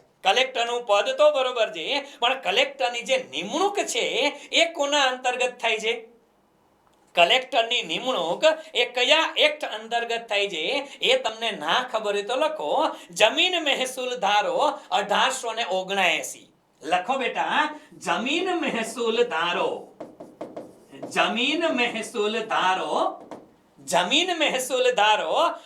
જમીન મહેસૂલ અધિનિયમ છે બેટા 1879 એક્ઝેક્ટલી બેટા 1879 મુજબ આની નિમણૂક થાય છે આ ખાસ યાદ રાખજો કે આની નિમણૂક જે છે ને એ કોના અંતર્ગત થાય છે? જમીન મહેસૂલ અધિનિયમ 1879 મુજબ આની નિમણૂક કરવામાં આવે છે. આને પણ આપણે રાખશું. લેન્ડ રેવન્યુ એક્ટ છે, બરાબર છે. તો આ પણ યાદ રાખી લેશું. જો પરીક્ષામાં એવા વેમમાં રહેવું જ નથી આપણે કે સર ફલાણું પૂછાય છે, ઢીકડું પૂછાય છે. જે પૂછાય તે આપણે જે કોઈ અગત્યના તથ્ય છે એ બધાને ધ્યાનમાં રાખતા હશો. તો જમીન મહેસૂલ અધિનિયમ 1879 છે એના મુજબ કલેક્ટરની નિમણૂક કરવામાં આવે છે. હવે આ વસ્તુ જે છે બેટા એ પણ આપણે લોકો થઈ ગયા હતા. હવે એક વસ્તુ આપને એ પણ ખબર છે કે આ બધું તો થયું બેટા 1772 ના બધી વસ્તુ. પછી આપને ખબર છે કે ભાઈ ભારતમાં 1857 નો વિપ્લવ થયો અને એ 1857 ના વિપ્લવ પછી 1857 ના વિપ્લવ લગી તો શું હતું? અંગ્રેજોને એવું જ હતું કે ભારતની પ્રજા છે ગુલામ જેવી છે. એ કોઈ દી કઈ બોલે નહીં, કઈ કરે નહીં. એટલે એના ઉપર કઈ પ્રતિબંધોની જરૂરિયાત નથી. પણ એ 1857 ના વિપ્લવમાં એનો દાવ, એના વિચારો ઊંધા પડ્યા. વિપ્લવ થયો અને તાત્કાલિક બેટા 1857 ના વિપ્લવ પછી ભારત સરકાર અધિનિયમ 1858, ભારત સરકાર અધિનિયમ એ પણ લખી નાખજો કે 1857 ના વિપ્લવ બાદ 1858 ના વિપ્લવ બાદ 1858 માં ભારત સરકાર અધિનિયમ 58 માં ભારત સરકાર અધિનિયમથી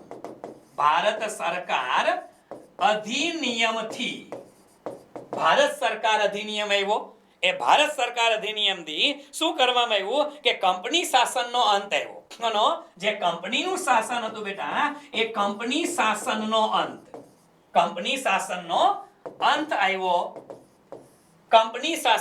આવ્યો. અને શરૂ શેનું થયું બેટા? તાજનું શાસન. શું કહે છે આપણે એને? તાજનું શાસન. આ કંપની શાસનનો અંત આવી અને તાજનું શાસન શરૂ થઈ ગયું. આ બધી વસ્તુ આપણે ધ્યાનમાં રાખેલી, બરાબર છે. કંપની શાસનનો અંત આવી અને તાજનું શાસન શરૂ થઈ ગયું. આ બધી વસ્તુ તો આપણે લગભગ બધા લોકોને ખબર હશે અને તમે લોકો જોઈ પણ ગયા છો. હવે આ બધા વસ્તુ તો બરોબર છે બેટા, પણ એની સાથે કે બ્રિટિશરો દરમિયાન બીજી કેવી વ્યવસ્થા થઈ. તો એક તો આપણે રોબર્ટ ક્લાઇવને યાદ રાખશું. વોરન હેસ્ટિંગ છે એને આપણે યાદ રાખવાનો છે કલેક્ટર પદ માટે. આ બધી વસ્તુ લેશું.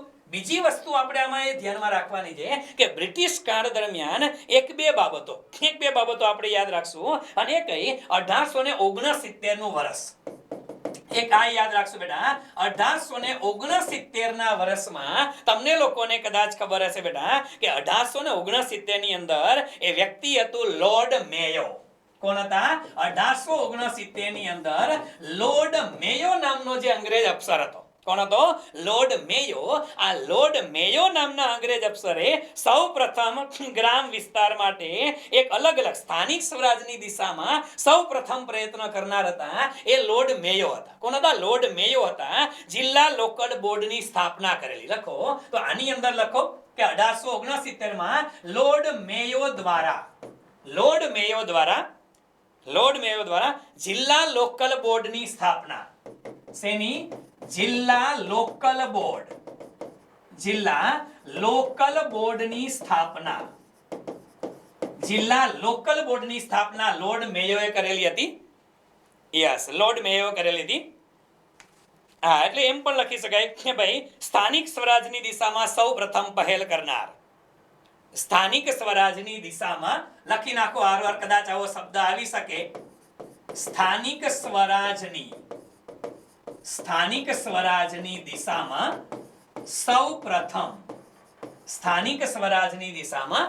સૌપ્રથમ પહેલ કરનાર. સ્થાનિક સ્વરાજની દિશામાં સૌપ્રથમ પહેલ કરી હતી એ લોર્ડ મેયોએ કરેલી હતી. હા, લોર્ડ મેયોએ કરેલી હતી. બરાબર, એ પણ આપણે ધ્યાનમાં રાખશું. અને ત્યાર પછીનો જે શબ્દ છે બેટા એ 1881-82 એક્ઝેક્ટ મને યાદ નથી, પણ આ અગત્યનું છે. 1881-82 માં જે સૌથી મોટા સુધારા વધારા એવા બેટા, અને એ લેવા કોણ? તો કે લોર્ડ રિપન. કોણ લેવા? લોર્ડ રિપન દ્વારા. આને પણ યાદ રાખશું બેટા, લોર્ડ રિપનને. લોર્ડ મેયો અને લોર્ડ રિપન આ બે અગત્યના છે પંચાયતી રાજના ઇતિહાસમાં. લોર્ડ મેયો અને લોર્ડ રિપન 1881, કારણ કે 81 માં કંઈક શરૂઆત થઈ હતી, એક્ઝેક્ટ વર્ષ તો 82 જ આવશે, પણ છતાં એક આપણે યાદ રાખશું. લોર્ડ રિપન 1881 82 બે યાદ રાખશું. હા, બે યાદ રાખશું, બરાબર. લોર્ડ રિપને એને શું કર્યું, એને સ્થાનિક સ્વરાજની સંસ્થા હતી એના સિદ્ધાંતો આપ્યા. અને શું કર્યું બેટા કે સ્થાનિક સ્વરાજની સંસ્થા એના સિદ્ધાંતો કોઈ આપેલા હતા ને બેટા, તો એ સિદ્ધાંતો આપ્યા હતા લોર્ડ રિપને. કોને આપેલા હતા? લોર્ડ રિપને. અને એટલા માટે એમ કહેવાય છે કે સ્થાનિક સ્વરાજના પિતા તરીકે ભારતમાં કોને? બ્રિટિશ ભારતમાં લખજો. આ પણ યાદ રાખવા જેવું ખરું બેટા કે બ્રિટિશ ભારતમાં સ્થાનિક સ્વરાજના પિતામહ તરીકે કોને ઓળખવામાં આવે છે? લોર્ડ રિપનને. બ્રિટિશ ભારતમાં સ્થાનિક સ્વરાજના પિતા તરીકે લોર્ડ રિપનને ઓળખવામાં આવે છે. અને શું કામ બેટા? કે એ વખતે છે ને આખી વ્યવસ્થા અલગ કરવામાં આવી. એ વ્યવસ્થા અલગ થઈ એટલું નહીં, આ સમયગાળામાં એક વ્યવસ્થિત રીતે ભારતમાં વસ્તી ગણતરીનો પણ પ્રારંભ થયો હતો. યસ મિત્રો, આ જ સમયગાળામાં ભારતમાં જે વસ્તી ગણતરીનો જે પ્રારંભ થયેલો હતો એ પણ આ જ સમયની અંદર કરવામાં આવેલો હતો. અને એટલા માટે 1981-82 માં જે સુધારા થયા પંચાયતની દિશામાં, જે 1981-82 માં જે સુધારા થયા ને, આ બધા સુધારાઓ જે છે, આ સુધારાઓને એ વખતના અથવા તો સ્થાનિક સ્વરાજની સંસ્થા હતી, સ્થાનિક સ્વરાજની દિશામાં થયેલા મેગ્ના કાર્ટા તરીકે પણ ઓળખે છે. શેના તરીકે ઓળખે છે બેટા? મેગ્ના કાર્ટા તરીકે. શેના તરીકે? સ્થાનિક સ્વરાજની દિશાના મેગ્ના કાર્ટા તરીકે ઓળખવામાં આવે છે. અલિયા તમે બંધારણ ભણતા હશો ત્યારે આ મેગ્ના કાર્ટા શબ્દ ક્યાંક ભણ્યો છે? શું છે આ મેગ્ના કાર્ટા? બંધારણની અંદર ક્યાંક આવતો હશે મેગ્ના કાર્ટા. ક્યાંથી આવ્યો તો ખબર છે?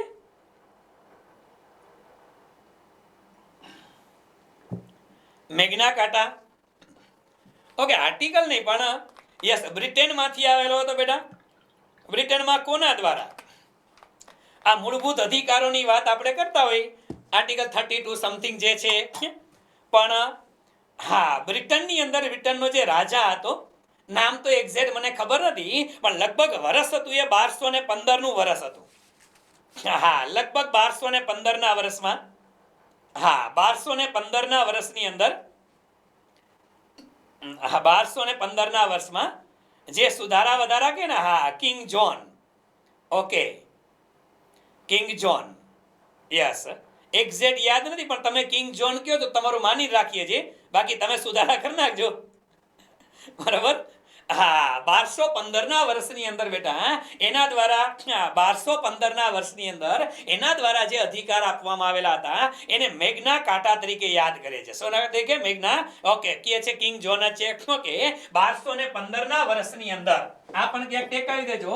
1215 માં બ્રિટનનો રાજા હતો, બ્રિટનના રાજા, એના દ્વારા જે નિયમો આપવામાં આવ્યા હતા, જે છૂટછાટ આપવામાં આવી હતી, એને મેગ્ના કાર્ટા તરીકે ઓળખવામાં આવે છે. કિંગ જોન ને, ઓકે બેટા કિંગ જોન, બરાબર લખી દઉં, કિંગ જોન મેગ્ના કાર્ટા તરીકે ઓળખવામાં આવે છે. એટલે આપણે પણ બંધારણીય સુધારા જે થયા, શેમાં? પંચાયતી રાજની અંદર સ્થાનિક સ્વરાજની સંસ્થાઓ હતી, એની અંદર જે કોઈ સુધારાઓ થયા ને બેટા, એના મેગ્ના કાર્ટા તરીકે કોને ઓળખવામાં આવે છે? તો એના મેગ્ના કાર્ટા તરીકે ઓળખવામાં આવે છે કોને? તો કે આ 1881-82 માં જે સુધારા થયેલા હતા એને ઓળખવામાં આવે છે. આપણે યાદ રાખી લેશું. તો આટલી બાબતો આપણે અહીંયા ધ્યાનમાં રાખવાની છે.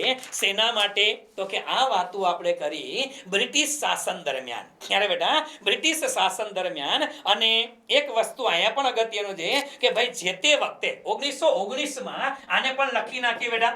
બ્રિટિશ શાસનની વાત આલે છે તો 1919 માં તમે બંધારણની અંદર ક્યાંક ભણી ગયા હશો બેટા કે 1919 ની અંદર મોન્ટેગ્યુ ચેમ્સફોર્ડ, આ સાંભળેલો છે? હા, મોન્ટેગ્યુ ચેમ્સફોર્ડ આ શબ્દ સાંભળેલો હશે. મોન્ટેગ્યુ ચેમ્સફોર્ડ, યસ મોન્ટેગ્યુ ચેમ્સફોર્ડ રેરી, બરોબર છે. ભારત સરકાર અધિનિયમ 1919 કહેવાય છે. મોન્ટેગ્યુ ચેમ્સફોર્ડ ભારત સરકાર અધિનિયમ, ભારત સરકાર અધિનિયમ, ભારત સરકાર અધિનિયમ, એની અંદર પણ બેટા ખાસ કરીને અધિનિયમ આવ્યો. અને આ અધિનિયમ આવ્યો એની અંદર જે રજવાડા એટલે જે પંચાયતો હતી, જે સમૂહ હતા, એના માટેના નિયમો બનાવવામાં આવ્યા. અંગ્રેજોએ બનાવ્યા એટલું નહીં, અંગ્રેજોએ ખાલી બનાવ્યા એટલું નહીં બેટા, એમાં આપણા લોકોએ, આપણા રજવાડા જે હતા ને, રજવાડાએ પણ પોતાની, બોમ્બે હતા, પછી બરોડા હતા, આ ઘણા બધા સ્ટેટ એવા હતા બેટા, એ સ્ટેટે પણ આને અનુસંધાને શું બનાવ્યા, પોતપોતાના નિયમો બનાવેલા હતા. એટલે આ બધી વસ્તુઓ થઈ હતી ક્યારે, તો કે બ્રિટિશ શાસનમાં. એટલે બ્રિટિશ શાસનની જ્યારે વાત આવે ત્યારે બે ત્રણ બાબતો જે છે, બે ત્રણ બાબતો બેટા એ આપણે યાદ રાખવાની. અને એ બાબતો કઈ કે જ્યારે બ્રિટિશ શાસન આવે ત્યારે એક રોબર્ટ ક્લાઇવને યાદ રાખશું, બીજા આપણે યાદ રાખશું વોરન હેસ્ટિંગ્સને યાદ રાખશું. ત્યાર પછી 1857 ના વિપ્લવ પછી જે તાજનું શાસન શરૂ થયું તો કોમન મુદ્દો છે. સાથે આ બે મહાનુભાવોને યાદ રાખવાના, એક લોર્ડ મેયો અને બીજો લોર્ડ રિપન. બેટા આ બે વ્યક્તિને યાદ રાખજો. બહુ સ્ટેટિક ફેક્ટમાં ક્યાંક આવે તો કામનું છે. નવી પેપર સ્ટાઇલમાં આ બધું બહુ ઓછું આવે છે. મેં અગાઉ ચોખવટ કરી ભલે ઓછું આવે છે, પણ એવું તો નથી કે ન કરો તો હાલી જાય. હા, ન કરો તો હાલી જાય એવું નથી. એટલે આપણે થોડું ઘણું ધીમે ધીમે ચાલીએ, પણ બધા મુદ્દા ધીમે ધીમે કરતા જશું. બરાબર? ઓકે. તો ત્યાર પછી મોન્ટેગ્યુ ચેમ્સફોર્ડ જે છે એ પણ યાદ રાખશું. સ્થાનિક સ્વરાજની દિશાના મેગ્ના કાર્ટા તરીકે ઓળખવામાં આવે, એને પણ આપણે યાદ રાખવાના છે. અને આટલી બાબતો બ્રિટિશ શાસન માટે યાદ રાખશું. શેના માટે? બ્રિટિશ શાસન માટે. હલો, આ આપણે જે ભણવાના ટોપિક છે એમાં કયો ટોપિક હાલે છે એ ખબર છે ને? ઉભા રહેજો. હા, આપણે જે ટોપિક ભણવાના છે એમાં કયો મુદ્દો હાલે છે એ તો ખબર છે ને? એટલે લશ્કર ક્યાં લડે એ ખબર છે ને? હા, તો હાઈલા કોકે એથિક્સ હાલે છે. લે એ ભાઈ, એથિક્સ નહીં, ઇતિહાસ. બોલો શું કરવાનું હવે? એટલે એથિક્સ હું બનાવું છું એની નાની અલિયા, પણ એથિક્સ હું યુપીએસસી માં બનાવું છું બેટા. એટલે યુપીએસસી ની બે ચાલે છે. હા, આને મગજમાં પંચાયતી રાજ ચડી ગયું, મગજમાં ચડી ગયું પંચાયતી રાજ. આને હેડ ક્લાર્ક આપી હતી ગઈકાલે, આ એની અસર છે. હા, ગઈકાલે આપેલી હેડ ક્લાર્કની અસર છે. હા, બરાબર. હા, યુપીએસસી માં એથિક્સ આવેડા, અને યુપીએસસી નું એથિક્સ હું 80 કલાક ભણાવું છું. આ 80 કલાક એથિક્સ હાલે. એ કે નાનું થોડું છે યાર, 80 કલાક હાલે. હાલો, કઈ વાંધો નહીં, આવતા રહ્યો અહીંયા, આવતા રહ્યો. હા, બરોબર છે. અચ્છા, કોક કી અમે તો મેડમ કી કે મેં તો કાલે જીપીએસસી આપી. બેટા જીપીએસસી કરતા અઘરું પેપર હતું. હા, હાલો, આવતા રહ્યો, અહીંયા આવતા રહ્યો. આપણે પંચાયતી રાજનો ઇતિહાસ, બેઝિક બાબતો છે એની થોડી ઘણી કથા કરીએ છીએ. હવે પંચાયતી રાજના ઇતિહાસમાં બે મુદ્દા. પ્રાચીન કાળમાં પંચાયતી રાજ કેવું હતું એક યાદ રાખવાનું. બીજું આપણે યાદ રાખવાનું કે બ્રિટિશ શાસન દરમિયાન એક ત્રીજો મુદ્દો આવે, આઝાદી બાદ. આઝાદ ભારતમાં. શેમાં બેટા?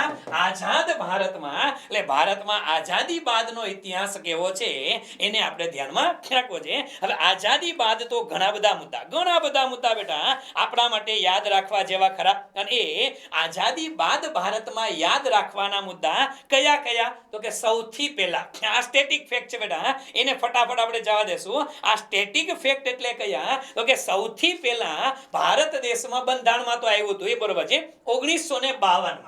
યાદ રાખજો, સૌથી પહેલા ભારતમાં 1952, 92 ક્યાં થઈ ગયા? હા, 1952 માં ભારતમાં સૌથી પહેલા 1952 ની અંદર બેટા સામૂહિક વિકાસ કાર્યક્રમ શરૂ થયા હતા. તમને લોકોને ખબર હોય છે બેટા, કયા?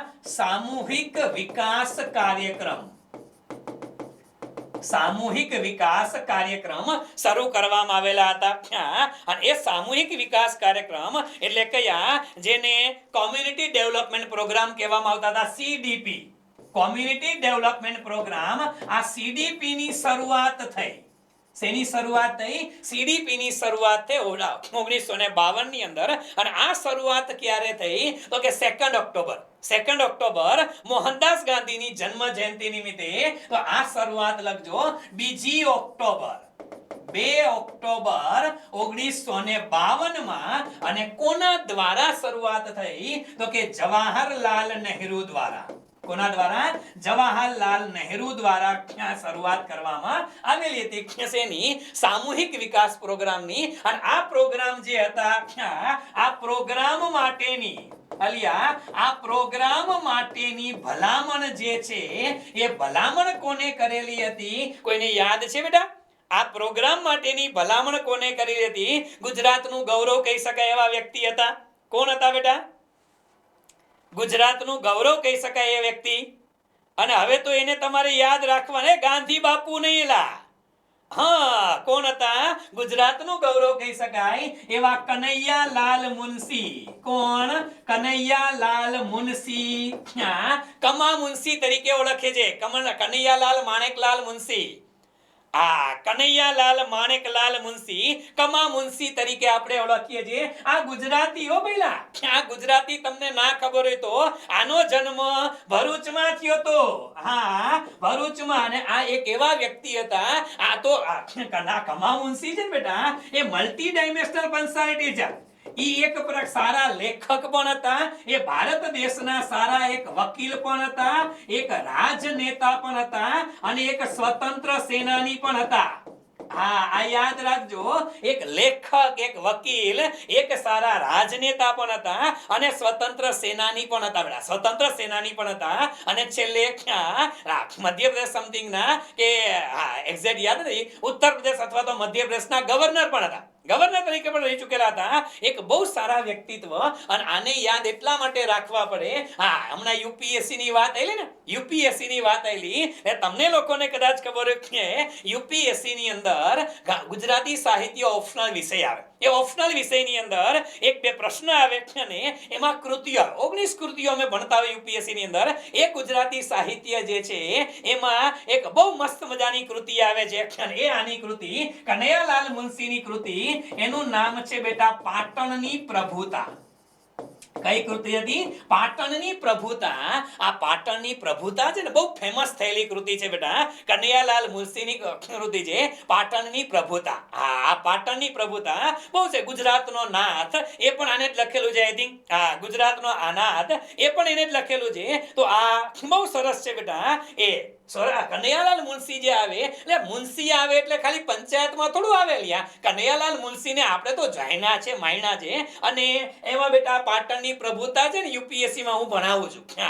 એટલે કહું છું કે આ પાટણની રાજાધિરાજ છે તો એ કનૈયાલાલ મુનશીની કૃતિઓ છે બેટા. અને કનૈયાલાલ મુનશીએ જ્યારે એની પહેલી કૃતિ લખી હતી ત્યારે ગામને નામ નહોતું કેવું. વળી કે આપણે કૃતિઓ લખી અને ગામ આપણે ગાંડા કીએ, ગામ આપણે ગાંડા કીએ તો આપણે શું કરાય? એટલે એને પહેલી કૃતિ લખેલી હતી એના ઉપનામથી લખેલી હતી બેટા. અને એ કનૈયાલાલ મુનશીનું ઉપનામ એને કયા નામથી લખી હતી? એને ઘનશ્યામથી લખેલી હતી. ક્યાંથી લખેલી હતી? ઘનશ્યામથી લખેલી હતી કૃતિ. આ પણ યાદ રાખશું, કદાચ પરીક્ષામાં સારું આવી જાય. એટલે આ બે ભેગું થઈ જાય. ગુજરાતી સાહિત્ય થઈ જાય, પંચાયત થઈ જાય. હાલો, હું વિચારતા નહીં કે સાહેબ પંચાયત ભણાવતા ભણાવતા ગુજરાતી સાહિત્યમાં ક્યાં ઘૂસી ગયા. અલિયા શબ્દ આવે તો આપણે થોડીક વાતો કરશું. આમાં ફિલ્મની વાતો તો કરતા નથી. આ બધું કામનું જ છે. આ બધું કામનું જ છે બેટા. તો આ ધ્યાનમાં રાખશું. બરાબર છે? હાલો આવતા રહ્યો. એટલે કનૈયાલાલ મુનશી હતા, એને ભલામણ કરી. કનૈયાલાલ મુનશીએ ભલામણ કરી કે ભાઈ આવી રીતે વ્યવસ્થા કરવી જોઈએ. અને ભારત દેશમાં શેને કહેવાય? સામૂહિક વિકાસ કાર્યક્રમ જે છે, કમ્યુનિટી ડેવલપમેન્ટ પ્રોગ્રામ CDP ની શરૂઆત કરવામાં આવેલી હતી. તો એક વસ્તુ આ પણ આપણે યાદ રાખશું. આના માટે પછી કોમ્યુનિટી ડેવલપમેન્ટ પ્રોગ્રામનું જે સેન્ટર હતું, એક કોમ્યુનિટી ડેવલપમેન્ટ સેન્ટર શરૂ થયા મૂલ્યાંકન માટે. આની કઈ જાજી જરૂર નથી, પણ 1952 માં આવો એક પ્રયત્ન થયો, એને આપણે યાદ રાખી લેશું. જેડે 1952 નો આ પ્રયત્ન યાદ રાખશું. અગત્યના ટપ્પા જે છે એને જ આપણે ધ્યાનમાં લઈ જઈએ. ત્યાર પછી લખો, નેક્સ્ટ લખીએ, આઝાદી પછીની વાતો આલે છે. આઝાદી પછીની વાતો આલે છે બેટા. અને એની અંદર લખો 1954 માં. હાયરાર્કી મુજબ લેતા જાય છે બેટા. 1954 ની અંદર તમને લોકોને ખબર હોય કે વિનોબા ભાવે, યસ, આ પણ લખી નાખજો. વિનોબા ભાવે 1954 ના વર્ષની અંદર, 1954 ના વર્ષની અંદર વિનોબા ભાવે ગામડાના રામ રાજ્ય સ્થપાય. એ લખી નાખજો. વિનોબા ભાવે ગામડાઓમાં રામ રાજ્ય રાજ્ય સ્થપાય, રામ રાજ્ય સ્થપાય, ગામડાઓમાં રામ રાજ્ય સ્થપાય. હા, એના માટે ગ્રામ પંચાયતને મહત્વની ભલામણ કરેલી હતી. હા, ગામડામાં રામ રાજ્ય સ્થપાય તે માટે ગ્રામ પંચાયતને મહત્વની ભલામણો કરેલ.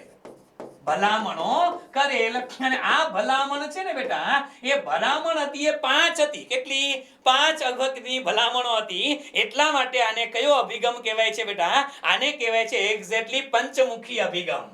કયો અભિગમ કહેવાય છે? પંચમુખી અભિગમ. પંચમુખી અભિગમ. અને એ કોને આપેલો કહેવાય છે? વિનોબા ભાવે. પરીક્ષામાં કે સ્ટેટિક જીકે પૂછાઈ જાય તો યાદ રાખશું કે પંચમુખી અભિગમ છે એ કોને આપેલો? વિનોબા ભાવે આપેલો હતો પંચમુખી અભિગમ. એટલું આપણે યાદ રાખશું. કયા વર્ષમાં? 1954 ના વર્ષમાં. કયા? 1954 નું વર્ષ આપણે આટલું યાદ રાખી લેશું.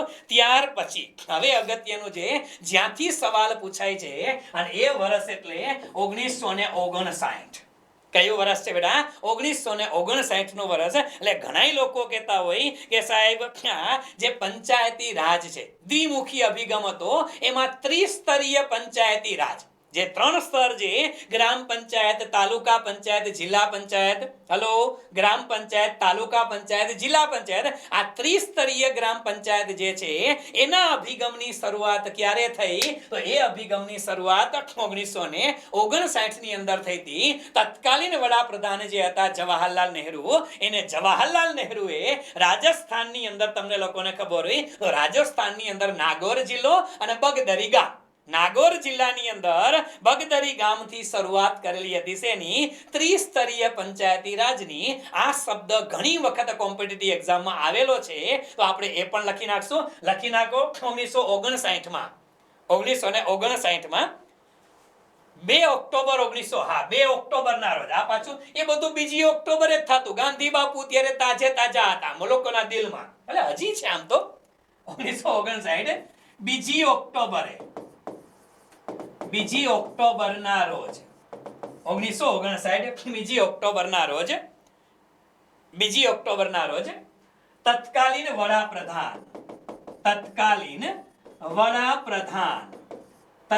વડાપ્રધાન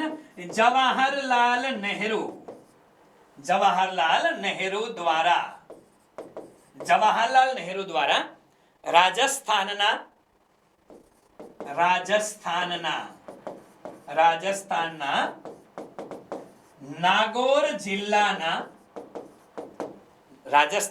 નાગોર જિલ્લાના બગદરી ગામથી,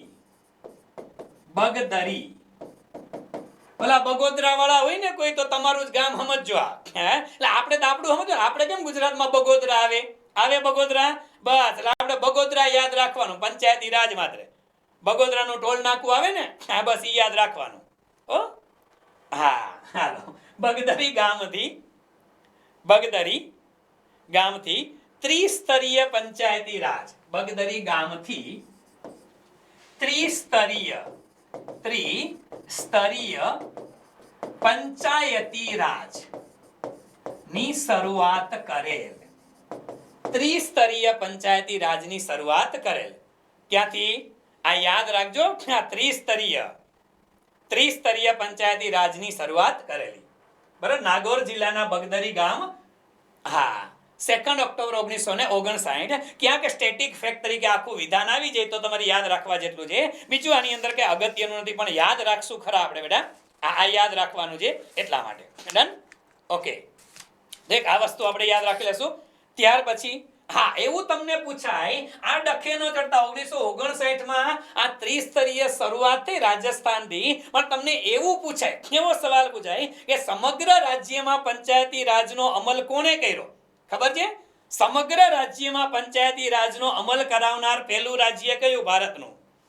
કે સમગ્ર રાજ્યમાં પંચાયતી રાજનો અમલ કરાવનાર? યસ બેટા, સૌ પ્રથમ શેમાં થયો તો? આંધ્રપ્રદેશની અંદર થયો તો. ઠપકારી દો હારવાર, લખી નાખો હારવાર. સૌ પ્રથમ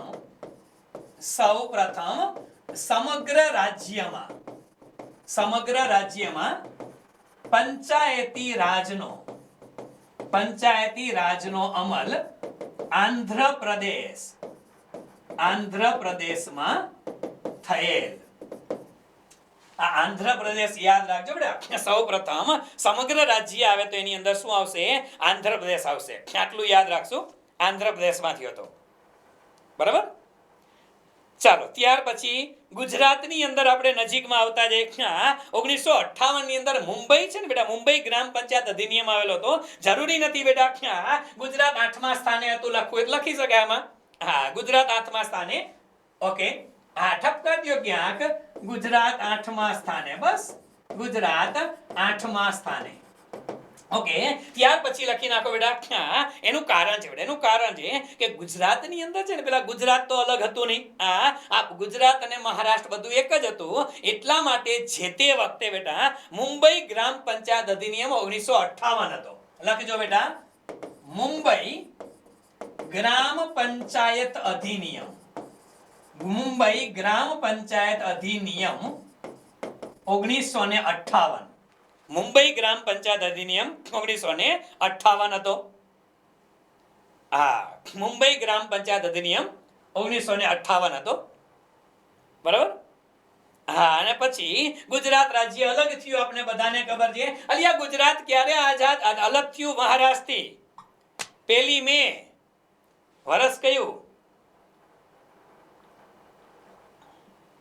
હા, જોજો 47 પહેલા કરાવતા નહીં. હા, એ છે એટલું તો આવડે. હાવા સમજોમાં 1 મે 1960 ના રોજ ગુજરાત અને મહારાષ્ટ્ર અલગ અલગ થયું. એટલા માટે લખો બેટા આની અંદર કે 1961 માં ગુજરાત પંચાયત અધિનિયમ આવ્યો. ગુજરાતમાં એ લખી નાખો, ગુજરાત પંચાયત અધિનિયમ. ગુજરાત પંચાયત અધિનિયમ. ગુજરાત પંચાયત અધિનિયમ આ આવ્યો ક્યારે? 1961 માં બેટા. પહેલી વખત જ્યારે આવ્યો ત્યારે 1961 ની અંદર. હા, ગુજરાત પંચાયત અધિનિયમ 1961. ગુજરાત પંચાયત અધિનિયમ 1961 આ ઘડવામાં આવ્યો હતો. બરાબર. અને આ ગુજરાત પંચાયત અધિનિયમ જે છે બેટા, એની અંદર તમને લોકોને ખબર હોય તો ભાઈ આ 1 એપ્રિલ 1963 ના રોજ, બરાબર છે, ગુજરાત આખામાં લાગુ કરવામાં આવેલો હતો. ગુજરાત આખામાં લાગુ કરવામાં આવેલો હતો 1 એપ્રિલ 1963 થી. ઠપકારો 1 એપ્રિલ 1/4/1963 થી ગુજરાતમાં લાગુ કરવામાં આવેલ. પણ આખા ગુજરાતમાં લાગુ થયો તો અલિયા. એ વખતે તત્કાલીન મુખ્યમંત્રી હતા કોણ? જીવરાજ મહેતા હતા. ખબર હોય તો. એ વખતે મુખ્યમંત્રી કોણ હતા? મુખ્યમંત્રી હતા ડોક્ટર જીવરાજ મહેતા. કોણ હતા? ડોક્ટર જીવરાજ મહેતા. બરાબર, ડોક્ટર જીવરાજ મહેતા હતા બેટા. બરાબર. આ ત્રિસ્તરીય પંચાયતી રાજ 2 સ્થળે નહોતો બેટા. 2 સ્થળે નહોતો. કઈ જગ્યાએ? તો કે ડાંગ અને કચ્છ સિવાય. કઈ જગ્યાએ? ડાંગ અને કચ્છ સિવાય. ડાંગ અને કચ્છ સિવાય બેટા. ડાંગ અને કચ્છ સિવાય 1/4/1963 થી ગુજરાતમાં લાગુ થયો તો. એક્ઝેક્ટલી બેટા. ડાંગ અને કચ્છ નહોતું બેટા. ડાંગ નહોતું. ડાંગ નહોતું. કચ્છ જિલ્લામાં ક્યારે લાગુ પડ્યો બેટા? લખશે કોઈ? કચ્છમાં. કચ્છમાં ક્યારે લાગુ પડ્યો અને ડાંગમાં ક્યારે લાગુ પડ્યો? કચ્છમાં ક્યારે? કચ્છમાં. એક્ઝેક્ટલી બેટા, એક્ઝેક્ટલી. હા, કચ્છની અંદર ક્યારે? 15 એપ્રિલે બેટા. 15 એપ્રિલ 1963. એક્ઝેક્ટલી બેટા. કચ્છમાં લાગુ પડેલ ક્યારે? 15/4/1963. 15/4/1963 કચ્છમાં લાગુ પડ્યો. 15/4/1963. અને ડાંગમાં ક્યારે બેટા?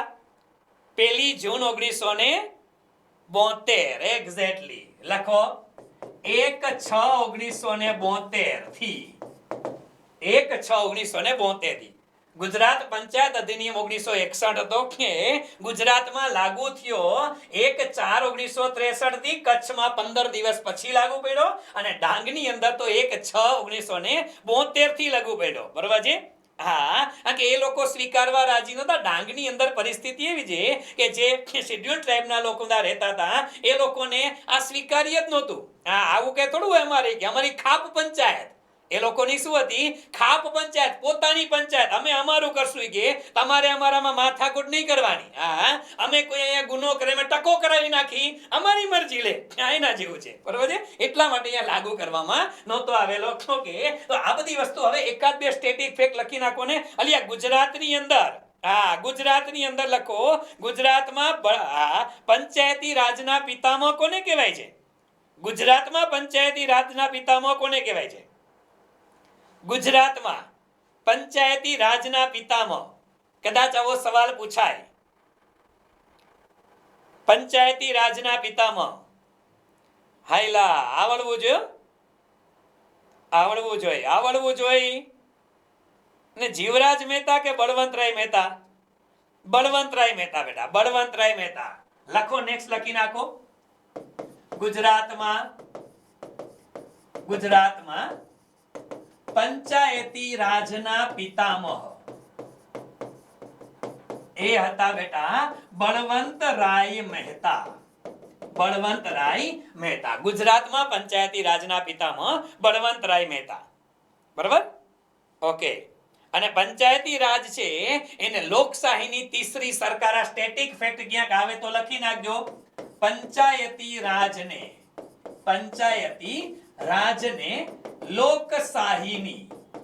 લોકશાહીની શું કહેવાય છે? તીસરી સરકાર. આવો શબ્દ ક્યાંક વાપરે છે, તીસરી સરકાર કહેવાય છે. હા, લોકશાહીની તીસરી સરકાર પંચાયતી રાજને કહેવાય છે. આટલી બાબતો તમારે યાદ રાખવાની થાય છે. બરાબર? હવે સૌથી વધુ અગત્યનો મુદ્દો, અલિયા આપણે એ કથા તો કરી કે આપણે જે ભણવાનું છે બેટા, અને પછી તો શું છે, આના પછી સીધું આપને ખબર છે બેટા કે જુદા જુદા સમિતિઓ બેઠી હતી.